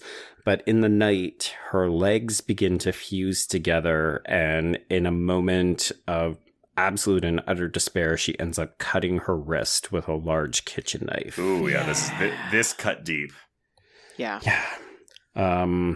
This movie could have gone in a number of different directions, and it could have hypothetically just like ended here with her saying, I don't want to be like this anymore. That would be more in keeping with the sort of fairy tale beginning, right? The sacrifice at the end. There is not an empowerment story at the end of The Little Mermaid. And so when that happened, I went, oh, especially because I've seen The Lure. I was like, oh no. So I was very relieved that they chose a different direction. Yeah, so she does end up awakening in the morning, and her legs are gone. We have a full tail now. Oh, it looks so cool. It looks fantastic. Beautiful. This is great. I love the fins and how they look more like a betta fish than your typical sort of like, you know, aquamarine style. Yeah, and the tail's really long too, which is cool. It's really cool. That's one of the things I like the most about this and The Lure is that the tails look great, but they're not cutesy little dainty tails. It's not like, oh, my legs just got replaced by this cute little tail and now I get to wear clamshell bras. It's like, these things are fucking huge. I cannot hide this. I take up half the length of a hallway. Yeah, it's great. So naturally, we do have to have a little bit of a cry in the bath about this, but you know, we're feeling our feels and we're hanging out under the water. So we do flood this entire apartment. I'm with the director. I think this looks really cool. Like the image of her in the room kind of batting her tail around underwater is really great. But I'm still with Joe where I'm like, oh my God, but all the money you have to pay to fix all this stuff. I mean, we're selling this apartment. We can no longer live here. Right. Yeah. It's done. Well, because I was like, oh my God, are we just going to like fill this thing up to the ceiling? And we're just going to make her own aquarium in this house, which by the way would have been a cool visual if impractical. Oh, yeah. But still. So we do call Gianna, not our parents. No. And Gianna ends up dragging her to her truck. In case you don't know the geography of Switzerland, they are landlocked. So this would be a lengthy drive to get to the ocean. Oh, wow. So it does take them all night, but it gives Mia enough time to think about what she wants to say when she ultimately calls her mom to say a secret goodbye. Yeah, that scene is so sweet. I mean, I love that Gianna is the one that she calls and the one that helps her, and that she's so accepting too. I mean, when she comes in and sees that tail, there's no like freak out or running away. There's no questioning. She's just completely on board for helping Mia do whatever she wants. And there's still this like loving tenderness and even like attraction between them that stays there throughout the end of the film. But I do like that she has this goodbye with her mom. It's like their relationship is so fraught and so kind of messed up throughout the length of the movie that it's really sweet that she wants to have this goodbye but can't actually say anything, real over the phone. So they just sort of share this past memory. And the actor does such a good job with like the tears kind of slowly streaming down her face and her face kind of crumpling a little bit because she's so sad about having to say goodbye. It was a really beautiful moment. But it's not as cathartic as the goodbye she has with Gianna, because the Gianna goodbye is actually like quite heartbreaking and very sad, because whether or not they're romantically involved or not, they're kindred spirits that are being separated. And so, I mean, in my mind, I'm like, okay, well, like, she'll be able to come out of the water at some point in the future. She'll learn how to get that tail away and like splash her way onto the surface. You think it's just temporary? I mean, I think she'll find her mermaid people and they'll be like, oh yeah, bitch, there's a button on your butt. You just press that, your feet come out. Oh my god. Trace, the eternal optimist. I can just switch off these fins and get back to my legs whenever I want. It's called the 13th year loophole. Yes, everyone you get back in the water and your fin comes back. Those are splash rules. Absolutely. Yes. Don't worry, I'll be back next semester. Yes, 100%. Or you know what? She'll come and like wave to Gianna at the beach every summer or something like that. It's fine. Yeah. That's very aquamarine. Come visit me in Florida. But it is. It is sad though. I mean, I don't get a lot of catharsis from the mom's goodbye, but it feels appropriate given the relationship they have. And but then Gianna's just hits really hard. Yeah. I love this though, because I appreciate what you're saying, that this is sad, but I love the fact that for Mia, it's not sad. Like, she specifically says, I'm not afraid and I don't want you to be sad. And I love that, because it's her accepting herself finally, after all this searching, after all of the false starts of where do I belong? Who are my people? And so on. And she's found Gianna and she's happy with that. And she doesn't want her to feel bad about this, but it's also her time to go. Yeah. Yeah. Yeah, I mean, I love that this whole movie is kind of this like outsider narrative, and she's having a hard time accepting herself and being accepted by anybody else. And so it's interesting to have her embrace that. I think there is catharsis in that part of it. I think it's a little bit sad that she has to almost like leave society and isolate herself in order to accept herself, right? In order to embrace who she truly is. And like maybe Trace is right, and there's like this beautiful, mermaid society underwater that's going to accept her and teach her how to get back on land. But it feels very lonely. There's no hint of it in the movie. Right. Like, we just see her looking at the horizon and then she's happily underwater, but it's like there ain't nobody else there to welcome her. It's a big ocean. I'm just saying, we're not seeing Atlantis or anything. Yeah, part of me was hoping a little bit that they were gonna go on like a side mission before they got to the ocean, and maybe like have a mermaid attack sequence and get those guys, but this is probably a better movie. Like she eats the boys. Yeah, exactly. Yeah. That would be a real tonal shift. It would. But boy, oh boy, would it be satisfying. Well, I think what you're describing too is because of the difficulty of that gangbang scene. Like, how much more cathartic would it have been if she had have suddenly sprouted some sharp teeth and bitten off a couple of dicks? Yeah. Exactly. I mean, that would have been excellent. But I also think this movie hinges on like the realism, despite this fantastical element of the mermaid stuff. And that's something that Brulman said. Like, I still wanted to feel like this was all real. This was actually happening. right? So as much as I would love to see her chomp off some guys' dicks, it probably wouldn't have worked in this movie. No. Yeah, because this is a movie that doesn't, I mean, in some ways it offers us closure, but I would say not catharsis in terms of some of the struggles that Mia has faced. Right. Yeah. But it's just hard, right? Because we're, especially as horror fans, we're really attuned to wanting, like, in some ways, that is almost a rape revenge sequence. And I want to see her get revenge on these fucking men. And none of the shitty men in this movie get any kind of comeuppance. No, nothing happens at all. It's just the hope that the audience understands that they are all shitty people and therefore horrible. I also think they don't really fucking matter. No. Ultimately. Like she doesn't need catharsis because she doesn't need revenge because ultimately they don't matter. Yeah, they're irrelevant to her They're story. also not really characters. Like there's nothing to them because they're merely devices in Mia's story. Right. I mean, even Roberto is not someone that she wants a relationship with. She has no emotional, intellectual, spiritual connection with him. Yeah. Like she uses him to kind of have a sexual experience. And later so like when he turns on her, she's unaffected because he is not a factor. He is not a factor. None of these men are ultimately factors. Which is a refreshing subversion. Yeah, yes. I mean, it's also like, is there a world in which these things don't matter because these men simply don't matter? Well, they matter. They matter to us because, like, society tells us they matter, right? But if you yourself decide this doesn't matter, I don't care, then you're good.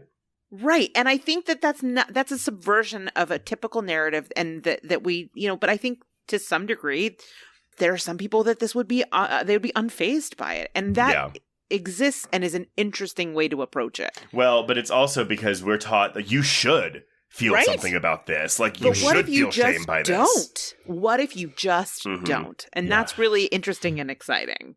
Yeah, I like that. And I like the idea that she kind of uses Roberto as a way into her friendship with Gianna, too, right? It's like she needs that sexual experience in order to befriend her in some ways. And Gianna, that relationship with her is really the only relationship that matters in this whole film. And nothing else really matters to Mia. I mean, that is a subversion of the Mean Girls. Yeah, absolutely. You know what I mean? Like, Regina George is a way to get to...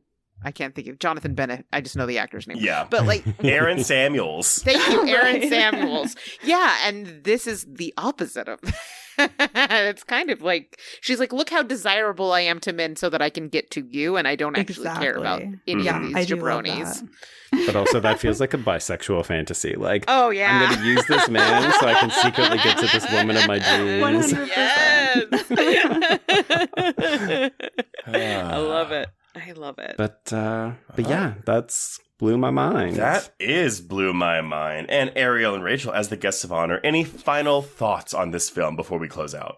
I mean, it's just so queer coded. Yes, we get one kiss, but I just think it's like intrinsically queer in a way that is so exciting. Like the whole, from a meta level, like her quote unquote unnatural desires that feel the most natural to her, that when she represses it, she becomes impulsive and destructive. And when she embraces it, she like is free and in the fullness of herself. It's like this actually incredibly beautiful queer story. Yeah. I mean, I think the focus on like the experience of a teenage girl and the friendships and how complicated and different they can be at that age, I think is really, really beautiful. And although this movie has this sort of languid pace, I mean, a lot of things happen in it, but it does have a languid pace that sort of feels...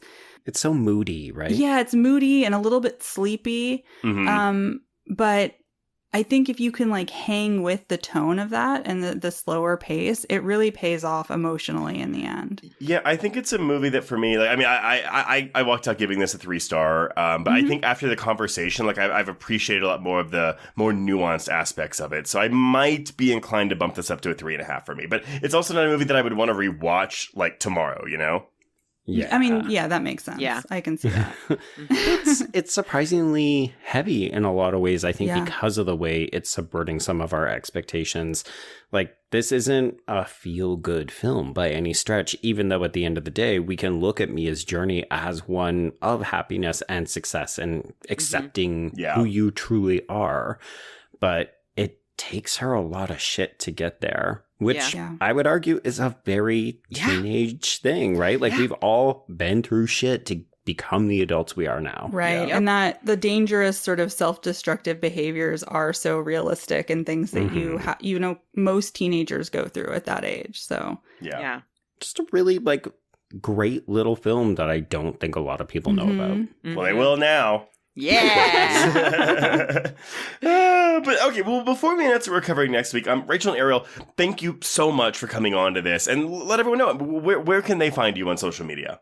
oh, thank you so much for having us. But yeah, we our podcast, More Deadly, like you were saying, is focused on women identified horror directors. That's sort of our passion project. But we're part of the Zombie Girls Network, so our handle is at ZG Podcasts, and you can find it on Twitter, Instagram, Threads, everywhere. Love it. ZG Nice. Podcast. Easy. Yeah. And I'll just reiterate, yes, thank you so much for the invite. This was so much fun. Love talking about these movies with you. Yes. Thank Oh, yes. you. No. Return guest for sure. But Yeah. And if folks like our energy, you should definitely seek out our guest spot on yours, because we talked about MFA, which is another underseen film that deserves a little more love. Absolutely. That was a great one. conversation. Which, did y'all see that the writer of MFA is the writer of the next I Know What You Did Last Summer movie? No. Yeah. Oh my God. I'm so excited now. I literally just got chills. That is so exciting. Yeah, and the director is the woman who did Do Revenge, the Netflix like all amazing. 90s Hell homage yeah. movie. Do Revenge is great. That's going to be great. Awesome. She's great. I interviewed her and she was awesome. Oh, really? Oh, I Okay. believe it. Well, if you want to get in touch with us, you can reach us on Twitter and Instagram at HorrorQueers. Shoot us an email at horrorqueers@gmail.com. Find us on Letterboxd to keep track of all the films we've covered. If you want to chat with other listeners, please join our Facebook Horror Queers group. If you love us, please rate and review us on Apple Podcasts or Spotify. And if you want even more content, please support the show by becoming a patron at patreon.com/horrorqueers. If you subscribe today, you will get 311 hours of Patreon content, including this month's new episodes on Hannibal Season 1, Episode 5, a double bill of Sting and Infested, Tarot, and The Strangers Chapter 1, as well as our brand new audio commentary on Sam Raimi's Drag Me to Hell for its 15th anniversary. Ooh, that's the last time you had to say that, Trace. Yeah, I know. I honestly, when we get to the end of the month, I'm always like, oh my God, please, new schedule. Joe. We were in space last week. We went to the ocean this week. And next week, we're going back to space. What are we covering? Yes, truly. I love this ping pong that we're doing between the atmosphere. But yeah, so folks, we're headed back up into space. And we're going to be talking about, I'm going to say, it's probably a very divisive film. But we're going to talk about Danny Boyle's Sunshine. Oh, I've liked this film fun. ever since I saw it, but I also haven't seen it since it came out, and this is a who's who famous now. Like, God, so many famous people in this movie. Rose Byrne, Michelle Yeoh, Chris Evans. Like, what's going on? Yeah, Chris it's Evans a murderer's playing row. against type. Yes. Yeah. And we're going to talk about some sun madness next week, y'all. Boy. Yes, amazing. Can't wait to hear it. I will be glued to my pod feed. Glued. But yeah, until next week, y'all, we can cross out Blew My Mind. Indeed. And bounce out horror queers. Normalize bounce.